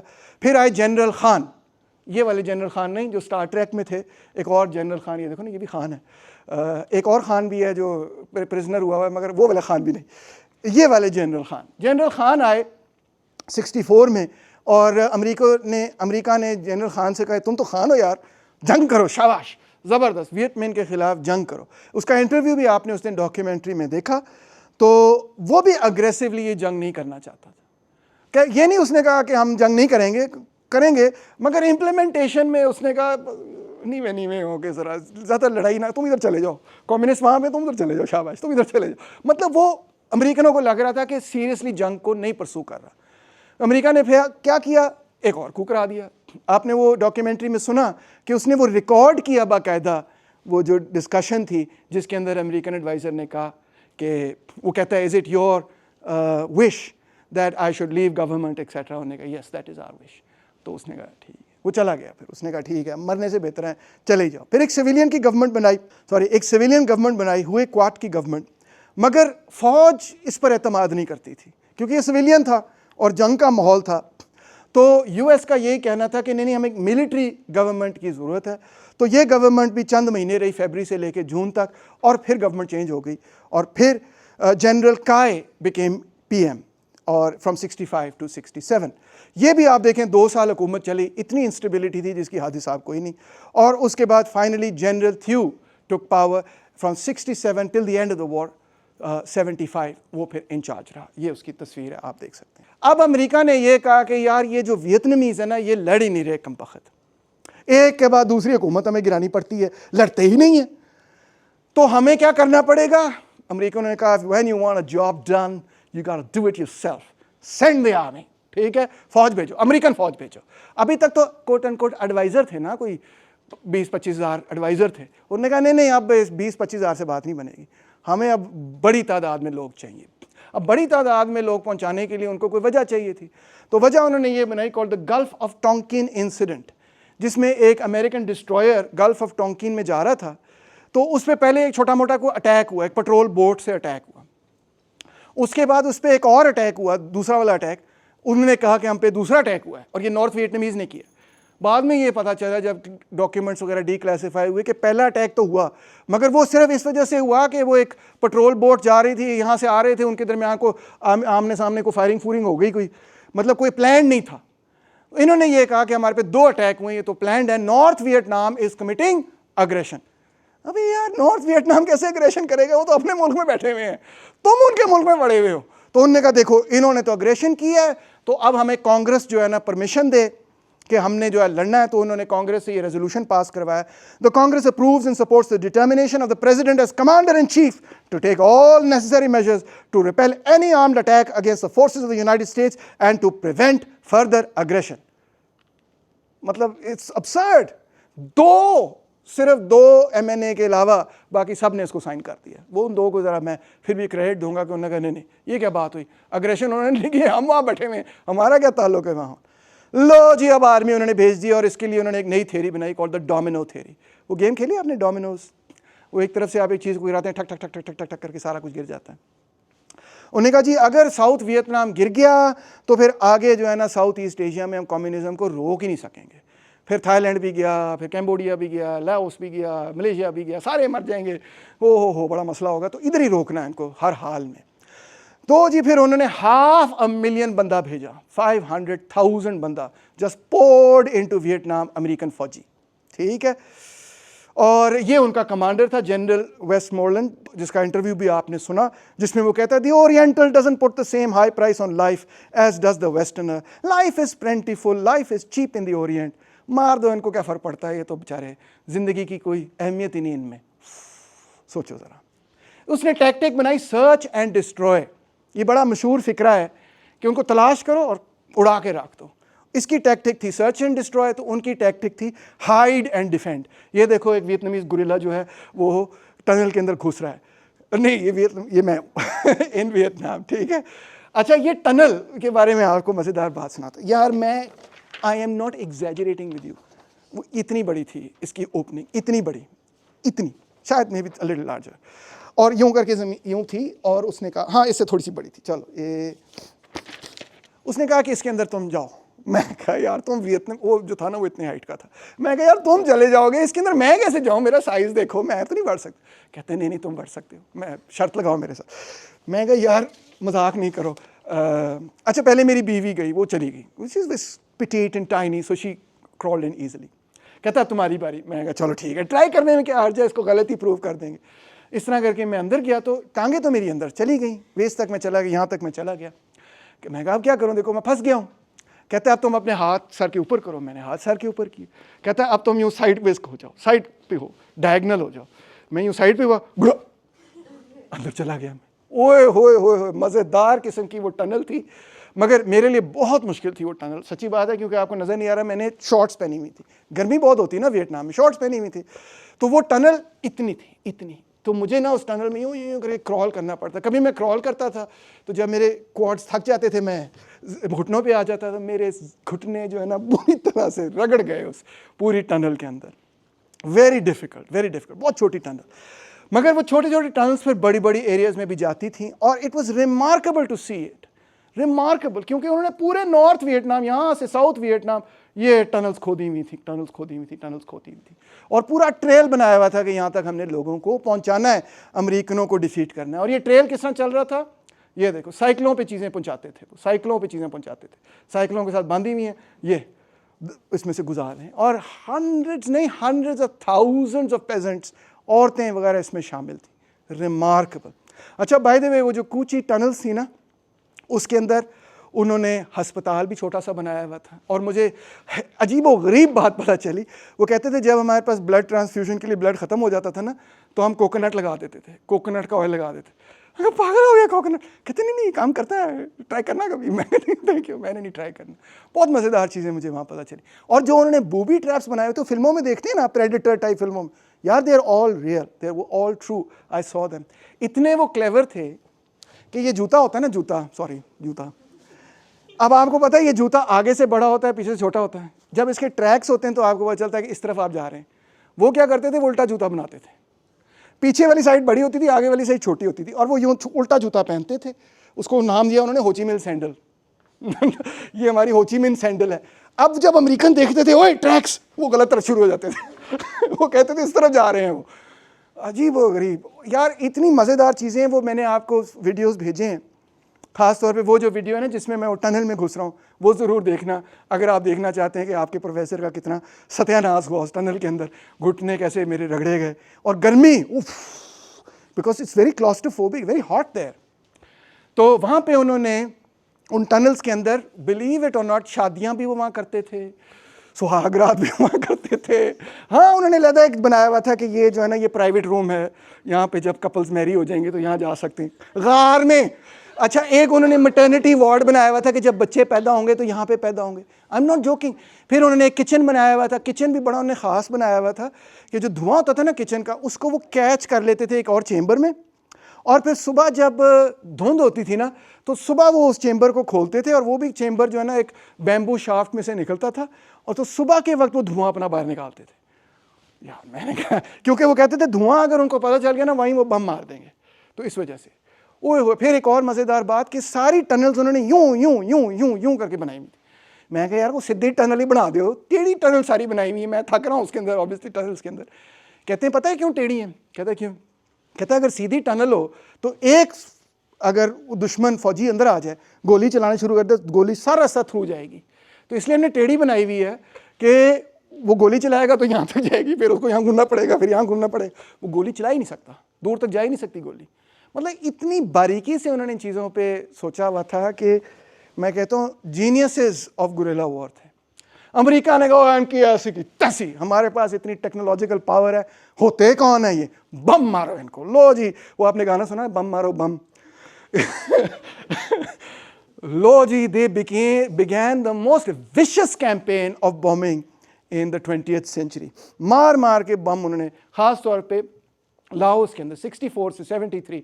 ये वियतनाम नहीं है, ये वियतनाम यहाँ पे है, ये उसके साथ वाला मुल्क है लाओस, क्योंकि वियतनामीज़, नॉर्थ वियतनामीज़ यहाँ घुसते थे, यहाँ घुस के फिर यहाँ से जाके साउथ वियतनाम में जाके अटैक करते थे। उन्होंने कहा ये पूरी जो ट्रेल है ना, हो ची मिन ट्रेल, ये जो अंदर से लोग गुजर रहे हैं, अपनी चीज़ें लेके आ रहे हैं, सप्लाईज लेके आ रहे हैं, इस पर बम गिराओ। 2.5 मिलियन टन्स ऑफ बॉम्ब्स उन्होंने वहाँ पे गिराए। Laos is the most heavily bombed country per capita anywhere in history in the world. इससे ज़्यादा बम किसी मुल्क ने नहीं देखे जितने लाओस ने देखे। 50,000 बंदा इन बमों में मर गया। 1/3 of the population is contaminated with unexploded ordinances etcetera, जिसकी वजह से पोस्ट वॉर में भी अभी तक थाउजेंड्स ऑफ डेथ्स होती रहती हैं, मगर जीत नहीं मिल सके। लाओस के अंदर भी पैथेट लाओ जीत गया और अभी तक पावर में। अब वियतनामीज़ ने 68 में कहा कि अब अमेरिकनों को ज़रा मज़ा चखाते हैं, ठीक है, अब वक्त आ गया है कि अमेरिका को फाइनल काउंटडाउन, वो आपने गाना सुना, इट्स द फाइनल काउंट, अच्छा नहीं 80s का गाना है, सॉरी। तो उन्होंने कहा फाइनल काउंटडाउन की बारी आ गई। टेट ऑफेंसिव, टेट है उनका अपना न्यू ईयर। अब न्यू ईयर पे ना वो पटाखे चलाते थे, फुलझड़ियाँ, पटाखे, यू नो चाइना में भी बहुत होता है, वियतनाम में भी बहुत। तो उन्होंने कहा जब वो पटाखे चलेंगे ना शहर के अंदर, तो तुमने अपने पटाखे चला देने, अटैक कर देना। एक शहर के अंदर नहीं, 100 से ज़्यादा शहरों के अंदर अटैक करो और पब्लिक को लेके आओ कि पब्लिक इनकलाब शुरू कर दे। लो जी, 80,000 बंदे ने 100 शहरों के ऊपर अटैक कर दिया। It was a huge offensive. Offensive तो कामयाब नहीं हुआ, अमेरिका को वो डिसलॉज नहीं कर सके, मगर वियतनाम की स्ट्रेटजी है ना, बड़ी लॉन्ग टर्म थिंकिंग है। उनकी स्ट्रेटजी सिर्फ ये नहीं है कि हमने उनके बंदे ज़्यादा मारने हैं वगैरह वगैरह, वो पॉलिटिक्स को भी देख रहे थे, वो सिचुएशन को, हर चीज़ को देख रहे थे। ये तस्वीर आपने देखी होगी जब इसको ये गोली मारता है और ये नीचे गिर जाता है, ये भी एक वियतनामीज गुरिल्ला था। ये तस्वीर, बल्कि ये वीडियो भी जब अमेरिकन टीवी पे चला तो पब्लिक तो शॉक होके रह गई कि ये क्या हो रहा है भाईजान। उसके साथ साथ उन्होंने ये प्रोग्राम भी शुरू किया हुआ था, the Phoenix programme. Phoenix programme ये था कि असैसिनेट कर, टॉर्चर करो और इंफॉर्मेशन लो और मार दो सारे कम्युनिस्टों को। तो इसमें उन्होंने 20 से लेकर 40,000 साउथ वियतनामीज कम्युनिस्ट को कत्ल किया इन द फीनिक्स प्रोग्राम। ये डगलस वैलेंटाइन की बड़ी अच्छी किताब है जो इस सारी चीज़ को एक्सपोज करती है। मगर इससे भी ज़्यादा बुरी बात ये थी कि 68 के बाद, इस ऑफेंसिव के बाद, हालांकि अमेरिका अभी तक वहीं पे हारा नहीं है, दीन बैन फू टाइप मोमेंट नहीं हुआ, मगर अमेरिकन फ़ौज और फौजियों और कमांडर्स ये वो इतने अब वो पागल हो गए ना अपनी रेज में कि उन्होंने हॉरिफिक किस्म के मैसेकर शुरू कर दिए। उसमें से एक बहुत फेमस मैसेकर था, माइल आई मैसेकर, बहुत फेमस है ये। इसको सीमोर हर्श ने लिखा इसके बारे में। सो प्लेटून ऑफ सोल्जर्स ने पूरी की पूरी विलेज को कत्ल कर दिया और औरतों को रेप भी किया। ये सब चीज़ें साबित हो गई। और दिलचस्प बात यह है कि उस विलेज से एक गोली भी नहीं चली थी अमेरिका के खिलाफ। पूरी की पूरी विलेज को वाइप आउट कर दिया फॉर नथिंग, एब्सोल्युटली। एक गोली भी खिलाफ नहीं चली थी अमेरिकनों की। सीमोर हर्श ने लिखा, the man who took part in my lie and the officers who ordered it and encouraged it were guilty of the same kind of blind obedience that characterized the worst excesses of the Nazi era. American जो public थी ना, वो तो ये समझ रही थी कि we are the good guys, और वो जो हो ची मिन और कम्युनिस्ट हैं, they are like Nazis and like fascist and so on. हम तो वियतनामीज की आज़ादी के लिए लड़ रहे हैं। जब उन्होंने इस तरह की चीज़ें टीवी पे, अखबारों में पढ़नी शुरू कर दी, उन्होंने कहा यार ये तो we are the bad guys, ये तो बिल्कुल उलट है, वो तो है ही नहीं जो हम समझ रहे थे। लो जी, एंटी वॉर मूवमेंट पहले भी चल रही थी बिफोर द टेट ऑफेंसिव। 68 के बाद तो उफ ह्यूज हो गई, मैसिव हो गई। ये देखो 500,000 बंदा यहाँ वाशिंगटन आ गया, उन्होंने कहा बंद करो जंग, बंद करो, ये क्या बकवास की हुई तुमने, ये जंग हमें कबूल नहीं है। बड़ी लड़ाई हुई अमेरिका के अंदर। अमेरिका के अंदर इतनी बड़ी प्रोटेस्ट कभी हुई नहीं। मोहम्मद अली भी बाहर आ गया, बॉक्सिंग चैंपियन। उसने कहा no Vietnamese have called me the N word, I won't say the word, no Vietnamese have called me the N word. मैं क्यों मारूं जाके वियतनामीज को, उन्होंने मेरा की बिगाड़ा है। उसको उन्होंने कहा तुम्हारा हम टाइटल भी ले लेते हैं, you are no longer heavy weight champion, ये वो फलां फलो। उसने कहा ले लो, भाड़ में जाओ, मुझे नहीं परवाह, मैं नहीं लड़ूंगा वियतनाम में जाके, और मैं नहीं सपोर्ट करूंगा इस वॉर को। और भी लोग जो है वो सरापा एहतजाज हो गए। दिस इज जेन फोंडा, जो बड़ी ब्यूटी क्वीन थी अपने ज़माने की, बड़ी इसकी पॉपुलर फिल्में हुआ करती थी 60s में। वो एक्टिविस्ट बन गई, उसने कहा वियतनाम वॉर जंग करो, और वो नॉर्थ वियतनाम चली गई, और नॉर्थ वियतनाम की जो एंटी एयरक्राफ्ट गन्स थी वहाँ जाके उसने बैठ के उसने अपनी तस्वीर भी खिंचवा ली। अमेरिकन जो राइट विंग पब्लिक थी वो तो उसके बड़ी सख्त खिलाफ हो गई। उसको कहते थे हैनोई जेन, उसका नाम पड़ गया, और बॉलीवुड से, बॉलीवुड कह रहा हूँ सॉरी, हॉलीवुड से ब्लैक लिस्ट हो गई कि नहीं नहीं इसकी बात, जिस तरह आज फ़लस्तीन पे नहीं हो रहा, ये सब कुछ वियतनाम पे उसी तरह हुआ था। मार्टिन लूथर किंग जूनियर ने भी कहा, the greatest purveyor of violence in the world today is my own government. Vietnam को बंद करो, बिल्कुल गलत है। उसने 67 में beyond Vietnam a time to break the silence अपनी तकरीर की, जिस तकरीर में उसने कहा मैं तो बिल्कुल भी इस जंग को कबूल नहीं करता। और ये देखो पीछे सिंबल क्या है, वी वोंट गो, हम नहीं जा रहे वियतनाम, हम अपना ड्राफ्ट वगैरह ये जला देंगे, हम जाएंगे ही नहीं, भाड़ में जाए सब कुछ। और फिर नोम चॉम्स्की आ गया, कॉलेज प्रोफेसर, यू नो, उसने कहा मैं टीचिंग क्लासेस करूंगा, मैं क्लासेस करूंगा, मैं डेमोन्स्ट्रेशंस को भी क्लासेस बना दूंगा, ये लो रीडिंग। लोगों ने कहा हम घर जा रहे थे, क्यों, नहीं मजाक कर रहा हूँ। नोम चॉम्स्की भी बड़ा हीरो बन गया। उसने कहा the war is simply an obscenity, a depraved act by weak and miserable men, including all of us, who have allowed it to go on and on with endless fury and destruction. उफ, Chomsky, उस वक़्त Chomsky इस वक़्त भी एक बहुत बड़ा नाम था in academia because of his work on linguistics. अब उसने कहा मैं भी जंग के खिलाफ हूँ। लो जी, मूवमेंट इतनी बड़ी हो गई, अमेरिकन झंडे उन्होंने साड़ने शुरू कर दिए, अपने मुल्क का झंडा साड़ना शुरू कर दिया, अंदाज़ा करो। और अब कौन से झंडे उठाने शुरू कर दिए?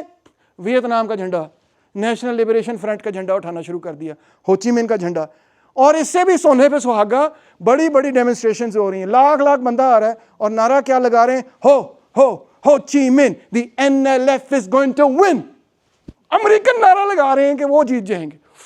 अमेरिकन जो इस्टेब्लिशमेंट थी वो तो उनका गुस्सा इतना बढ़ गया, आप खुद ही अंदाज़ा कर सकते हैं कि जिसकी हद हिसाब कोई नहीं। जॉन लेनन साहब भी बाहर आ गए, उन्होंने भी कहा कि all we are saying is give peace a chance. ये उस ज़माने का बहुत बड़ा एंथम बन गया। फिर उसने गाना लिखा, imagine all the people sharing all the world वगैरह वगैरह। तो ये वो उस ज़माने के एंथम्स बन गए। पूरा कल्चरल रेवोल्यूशन हो गया फ्रेंकली अमेरिका में बिकॉज ऑफ वियतनाम। और अमेरिका की कल्चरल रेवोल्यूशन की वजह से पूरी दुनिया के अंदर भी एक कल्चरल रेवोल्यूशन उसके म्यूज़िक की वजह से, उसके कल्चरल इन्फ्लुएंस की वजह से होना शुरू हुआ। मगर पूरी दुनिया में ही ये तहरीक चल रही थी। बाय 1969 however, हो ची मिन passed away. He could not see the end of the war. मगर ऐसी कोई घबराने की बात नहीं है। ली दुआन जो हो ची मिन का बड़ा करीबी बंदा था, उसने पार्टी वगैरह संभाली और उसने कहा हम लड़ते रहेंगे जब तक वियतनाम आज़ाद नहीं हो जाता। बॉम्बिंग ऑफ कैम्बोडिया शुरू हुई। उन्होंने 500,000 टन्स बॉम्ब कैम्बोडिया पे गिराए। कहते हैं कि 30,000 से 1.5 लाख वहाँ पे कैम्बोडियन सिविलियंस को मार दिया और फिर भी खैमर रूज इक़्तिदार में आ गई। वियतनाम को भी ये देखो कारपेट बॉम्ब किया, ये ब्लैक इमेजेस। लाओस को, कैम्बोडिया को कारपेट बॉम्ब किया 69 के बारे में बात। B-52 बॉम्बर्स गए, 20,000 tons of bomb were dropped on Hanoi in 11 days. वो पूरे शहर को आग लगा दी। जब मैं गया था वहाँ पे तो उन्होंने मुझे ये कहा कि this was the fire bomb, जानबूझ के उन्होंने हमारे शहर को आग लगा दी थी ताकि हम सर्वाइव ना कर सकें। और ये आपने फुटेज देखी है of the child who's running in where, जिसकी स्किन जल गई नेपाम से। और उन्होंने ये कहा कि हम वियतनामाइजेशन कर देंगे वॉर की, यानी कि वियतनामीज़ ये जंग लड़ें एक्सेट्रा। और 73 के अंदर पेरिस सीज़ फायर हुआ जिसमें अमेरिकन ने कहा हम अपने फ़ौजी विड्रॉ कर रहे हैं और उन्होंने विड्रॉ करने शुरू कर दिए। बाय 73 उन्होंने अपने फ़ौजी तकरीबन सारे विड्रॉ कर लिए थे सिवाय ये साइगॉन एम्बेसी के। और ARVN थोड़ी सी लड़ती रही मगर 2 साल, मगर कोई ख़ास लड़ नहीं सकी। सच्ची बात यही है। जब NLF जीता तो ये बड़ी फेमस फ़ोटोग्राफ है जिसमें कि एम्बेसी से लोग भाग रहे हैं। Vietnam finally was reunited in 1975। Saigon का नाम उन्होंने फिर चेंज कर दिया और नाम उसका रखा हो ची मिन सिटी। और Vietnam obviously celebrated the end of the second Indo Chinese war. ये नेशनल लिबरेशन फ्रंट के ट्रूप्स आ रहे हैं, ये उन्होंने गेट तोड़ा है, वहाँ पे एंटर हुए हैं। और मैंने ये टैंक भी देखा है, उस पर मेरी तस्वीर भी है। और जहाँ पे ये गेट है वो भी मैंने देखा, अब नहीं टूटा हुआ अगर टूटा हुआ ही रहने देना चाहिए था, मगर बहरहाल I have been here as well. Cambodia और लाओस के अंदर भी 2 कम्युनिस्ट रिजीम्स आई। कैम्बोडिया के अंदर पोल पॉट और लाओस के अंदर दी पैथेट लाओ, ये उनके एलाइज ही थे। But all this countries, Vietnam हो, कैम्बोडिया हो, लाओस हो, they were completely destroyed and devastated. The Viet Cong lost 850,000 soldiers in this struggle, यानी 1 मिलियन तकरीबन बंदा उनका इस जदोजहद में मरा। The ARVN यानी साउथ वियतनाम की जो आर्मी थी, 2 लाख से 4 लाख बंदा उनका जो है इस जंग के अंदर वियत कॉन्ग ने मारा। अमेरिका 58,000 सोल्जर्स अप्रॉक्सीमेटली उनके मरे। साउथ कोरिया, ऑस्ट्रेलिया और थाईलैंड भी कम बखत पहुंचे हुए थे, उनके भी 5,000 बंदे इसमें मारे गए। और वियतनाम की सिविलियन कैजुअल्टीज 2 मिलियन थी, मैसिव। और तमाम नेशंस को मिला के जो टोटल कैजुअल्टीज इस कमबख्त बेकार तरीन जंग की थी वो थी 4 million, as high as 4 million. What a waste of human life. और इसमें हर किस्म का एक्सपेरिमेंटल वेपन उन्होंने इस्तेमाल किया। नेपॉम जो कि बेसिकली गैसोलीन है जो जेली फॉर्म में होती है, 1000 सेंटीग्रेड पे जलती है। फ्यूल एक्सप्लोसिव्स टनल्स बनाने के लिए, साइज्मिक डिटेक्टर्स बॉम्बर्स टारगेट करने के लिए, क्लस्टर बॉम्ब्स, ये देखो छोटे छोटे बॉम्ब इसके अंदर भरे पड़े हुए जो अभी तक अनएक्सप्लोडेड भी वियतनाम, लाओस, कैम्बोडिया में कई पड़े हुए। डेजी कटर्स जिनका मकसद ये था कि ये देखो जंगल को क्लियर करना है, मगर ये लोगों पे गिराए गए। फॉस्फोरस बॉम्ब्स जो इतना तेज़ बर्न करते थे सारी ऑक्सीजन यहाँ ख़त्म हो जाती थी, आप सफोकेट करके मर जाते थे। और फिर एजेंट ऑरेंज जो उन्होंने गिराया तो देखो लोगों की क्या हाल हुई। 20 million gallons of herbicide, over 5 million acres उन्होंने गिराए, से कैंसर पैदा हुआ, बर्थ डिफेक्ट्स, न्यूरोलॉजिकल डिसऑर्डर्स। और सिर्फ वियतनामीज के नहीं, US वेट्स को भी एजेंट ऑरेंज जो है वो चिमड़ गया और उनके में भी कई लोग जो हैं बीमार पैदा हुए।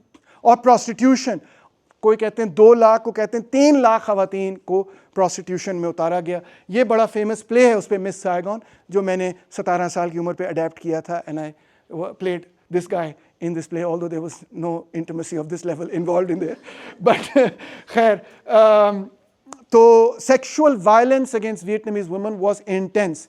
और आपको मालूम है कि यही वो वक्त है कि जब बैंकॉक के अंदर जो प्रोस्टिट्यूशन और सेक्स इंडस्ट्री है वो इतनी बड़ी बनी, क्योंकि ये जितने फौजी होते थे ये बैंकॉक जाते थे फॉर कोट R&R। और R&R क्या होता था? Basically they would visit all this clubs etcetera. Prostitution exploded in Thailand as a result. Bomb craters का ये हिसाब था जनाब, 7.6 मिलियन टन उन्होंने वियतनाम, लाओस, कैम्बोडिया पे गिराया। ये इतना ज़्यादा टनेज है कि पूरी वर्ल्ड वॉर 2 में तमाम साइडों ने जितने तमाम बम गिराए थे उससे ज़्यादा बम जो है अमेरिका ने इन 3 मुल्कों पर गिराए। वियतनाम के 10 मिलियन इंटरनली डिस्प्लेस्ड पीपल थे, 1 मिलियन वॉर इन्वलिड्स थे, 1 million widows, 1 million orphans, 250,000 drug addicts, 3 million unemployed people. ये हाल था।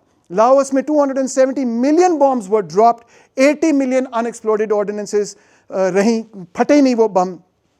50,000 लोग जंग में मरे, 30,000 लोग जंग के बाद मरे उन अनएक्सप्लोडेड ऑर्डिनेंसेस की वजह से। ये देखो बच्चे जो उनके साथ खेल रहे हैं कि ये हमारे पास सिलेंडर पड़ा हुआ है। और मैंने भी वियतनाम में इस तरह बहुत सारी ऑर्डिनेंस देखी है जो वहाँ पड़ी हुई है, बेकार पड़ी हुई है ऐसे ही बस। कैम्बोडिया में 2.7 million tons of bombs, estimated casualties from 150,000 to 500,000। किसी को पता ही नहीं कितने बंदे मारे, क्योंकि इतने बम गिराए को गिनना ही भूल गए कि कितने बंदे मरे हैं, गिन ही नहीं को सकता। 1 million refugees, 40,000 casualties from land mines since the war ended and from unexploded ordinances. There was enormous resentment on the one side and fear on the other side. जब 75 में ये जंग खत्म हुई तो एक तरफ वो लोग थे जो कहते थे हमने भून कर रख देना इन्होंने जो हमारे साथ जुल्म ज्यादती की, क्योंकि इतना बड़ा कॉलोनियल अपैरेटस बनाया था। 20 साल 100 साल फ्रेंच रहे, 20 साल अमेरिकन रहे, उनकी साइड पे बहुत सारे मिलियंस ऑफ लोग उनकी साइड पे लड़ते रहे। तो और जो जुल्म और सितम हुए उस क्या सोच सकते थे क्या उसके बाद क्या होना है, रिजल्ट क्या होना है उस सारी सिलसिले के साथ। जो लोग डरे घबराए वियतनाम से वो भागे। These are called the boat people. Vietnam ने मैस मैसेकर्स नहीं किए, लोगों को री एजुकेशन कैंप्स में डाले, मगर लोग डरे हुए थे कि जिन लोगों को हमने इतने साल बम गिराए हैं अब वो इक़्तिदार में आ गए हैं तो वे भून के रख देंगे etcetera. So former South Vietnamese military personnel, officials, intellectuals, business people वगैरह बहुत सारे लोग बोट्स में गए। यूनाइटेड नेशंस की जो कमिटी है फॉर रेफ्यूजीज़ उसने एस्टिमेट किया है कि 4 लाख लोगों ने अप्लाई किया कि हम वियतनाम से बाहर जाना चाहते हैं।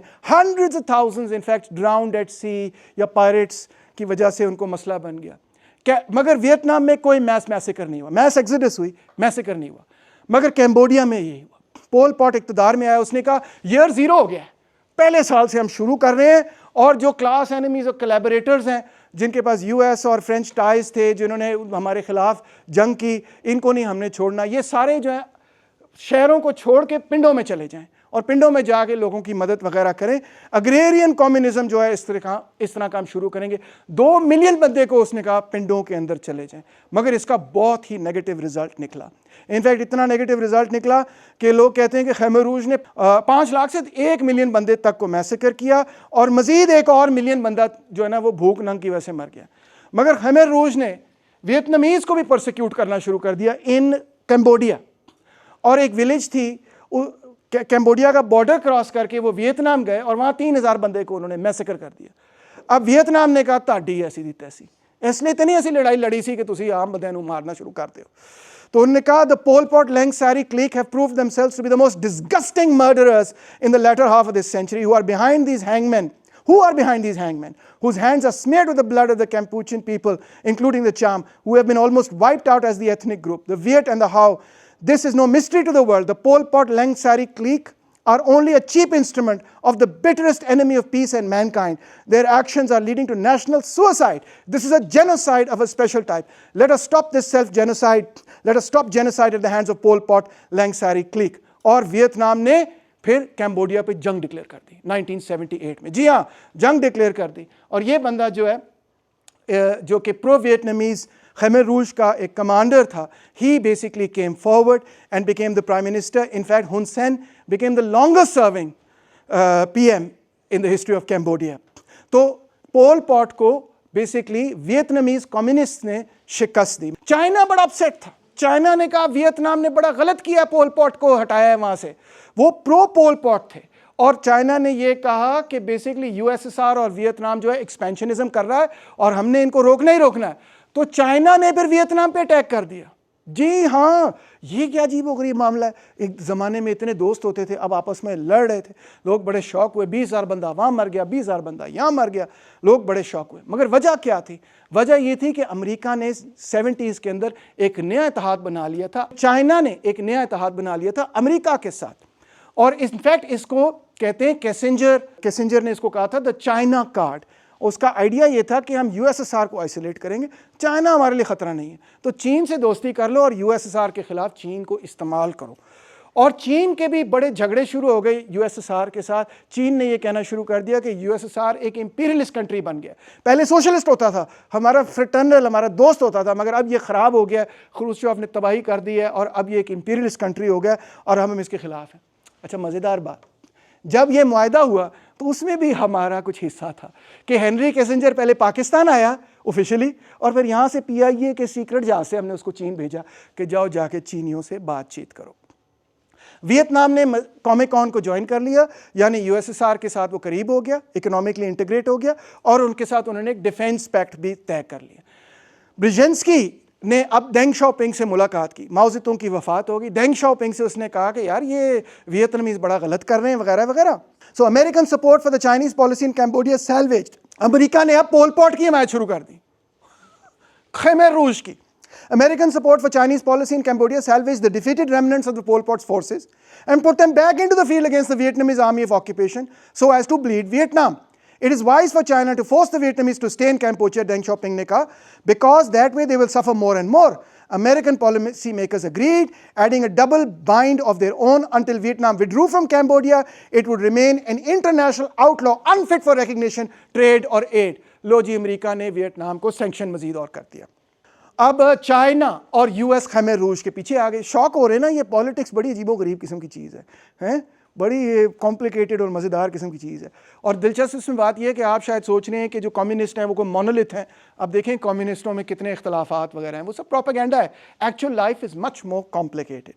Now US began to support the Khmer dominated coalition government of Democratic Kampuchea, जो कि बेसिकली जिसमें सबसे ज़्यादा फौजी खैमर रूज के ही थे, और चाइना ने उसको फाइनेंशियली और मिलिटरीली सपोर्ट किया, ट्रेनिंग भी उसकी की। ये आप नोम चॉम्स्की में भी पढ़ सकते हैं, एडवर्ड हर्मन में, बेन किर्नन में, ब्लूम में, विक्री में, John Pilger the great, Elizabeth Becker, इन सब में ये पढ़ सकते हैं। और यूनाइटेड स्टेट्स ने अब खैमर रूज को यूएन में भी सपोर्ट करना शुरू कर दिया। ये सारी वो रेजोल्यूशंस की डेट्स हैं जब यूएन में ये डिबेट आई कि जी जो कैम्बोडिया की सीट है वहाँ पे तो खैमर रूज के लोग बैठे हुए हैं, कैम्बोडिया की अपनी गवर्नमेंट जो है वो तो बैठी नहीं हुई। उन्होंने कहा हम कैम्बोडिया की गवर्नमेंट को रिकग्नाइज नहीं करते, हम इस गवर्नमेंट को रिकग्नाइज करते हैं जो खैमर रूज बैक्ड थी।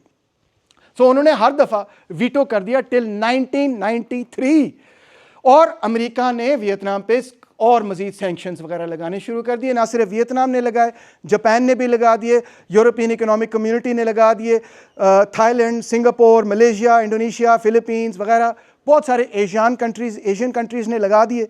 जो एशियान जो उनका इकट्ठा है सब कुछ उन्होंने लगा दिए, और वियतनाम पे बहुत मुश्किलात बढ़ गई। अब Vietnam became very dependent on the Soviet union. मगर सोवियत यूनियन में 1986 में गोरबाचोव आया, और गोरबाचोव वियतनाम आया और वियतनाम के जनरल सेक्रेटरी से उसने मुलाकात की। उसने कहा हम एड नहीं दे रहे, अब एड बंद कर लो जो करना है। तो उतनी देर में ली दुआन की भी डेथ हो गई, who had led the party after Ho Chi मिन।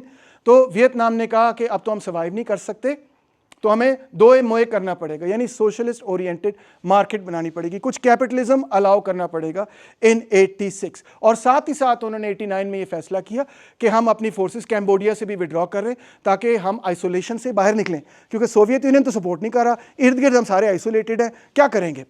तो 91 के अंदर पेरिस अकॉर्ड हुए। Again that's Hun Sen meeting with the leader of the other side which is basically prince Sihanouk, और इनकी एग्रीमेंट हुई। उन्होंने कहा जी हम अमन कर रहे हैं, और चाइना ने भी अपने रिलेशंस नॉर्मलाइज कर लिए वियतनाम के साथ। उन्होंने कहा जंग ख़त्म। हाँ, 79 से लेके 91 तक हमारी बनती नहीं थी, कुटी हुए थे हम, मगर अब हम दोबारा से दोस्ती कर रहे हैं। और 94 में बिल क्लिंटन ने फाइनली जो एम्बार्गो था वियतनाम पे, 94 में 30 साल अमेरिकन एम्बार्गो रहा, उसको लिफ्ट कर लिया। चाइना ने भी अब रीथिंक किया, उन्होंने कहा यार हमने वियतनाम से फड्डा लिया, सोवियत यूनियन टूट गया, अब ये जो मामला है ना बिल्कुल चेंज हो गया, अब हम वो नहीं कर सकते जो हम पहले कर रहे थे। वियतनाम से भी दोस्ती करो, क्यूबा से भी दोस्ती करो, नॉर्थ कोरिया से भी दोस्ती करो। ये वो स्टेट्स थे जो प्रो सोवियत समझे जाते थे। इन सब से दोस्ती करो, इनको सपोर्ट करो, मगर सपोर्ट पुराने वाले स्टाइल में नहीं करना, हमने इनके साथ ट्रेड करना है. So over time China became the largest trading partner of Vietnam. China ने कहा हम तुम्हारी इकोनॉमी को उठा देंगे, बेफिक्र हो जाओ. और अभी China is the biggest trading partner. Vietnam ने मीनवाइल नया कॉन्स्टिट्यूशन भी इंट्रोड्यूस किया, अमेरिका के साथ दोस्ती भी 95 में कर ली, एशियान का मेंबर भी 95 के अंदर वो बन गया. और ये देखें फिर बिल क्लिंटन भी जो है वो भी वियतनाम आया, और वियतनाम के लोगों ने उसका कोई आंडे ऊंडे नहीं मारे, कोई टमाटर नहीं मारे, उसको ग्रीट किया कि वेलकम टू वियतनाम. 2001 में वियतनाम यूएस ट्रेड भी शुरू हो गया. रशिया ने भी अपना एक बहुत बड़ा नेवल पोर्ट जो है वियतनाम को वापस कर दिया.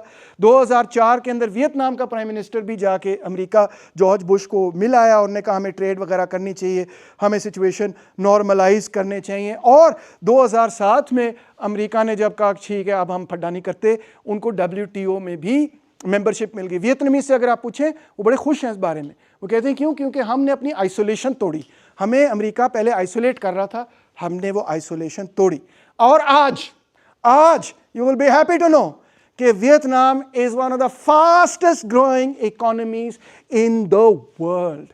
कंसिस्टेंटली उनका ग्रोथ रेट जो है वो 6% से ऊपर होता है, और कभी 6.5, कभी 6.1, कभी ये. और वर्ल्ड बैंक भी ये कहता है कि Vietnam is showing the strongest growth etcetera. This is Ho Chi Minh City today. I have been here, I have been to this cities etcetera. देखो कैसी ज़बरदस्त डेवलप्ड सिटीज. ये वो सिटी जिसका पड़खचे उड़ा दिए थे, आपको दिखाया था.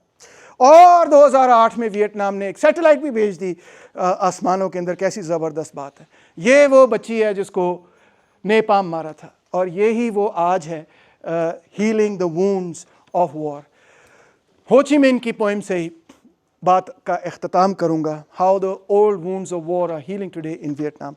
हो ची मिन लिखता है, वादा किया तो उसने अपनी पोइम में मरने से पहले, गुड डेज आर कमिंग. कहता है everything changes, the wheel of the law turns without pause. After the rain good weather in the wink of an eye. The universe throws off its muddy clothes. For 10,000 miles, the landscape spreads out like a beautiful brocade. Gentle sunshine, light breezes, smiling flowers hang in the trees amongst the sparkling leaves. All the birds sing at once. Men and animals rise up reborn. What could be more natural? After sorrow comes happiness.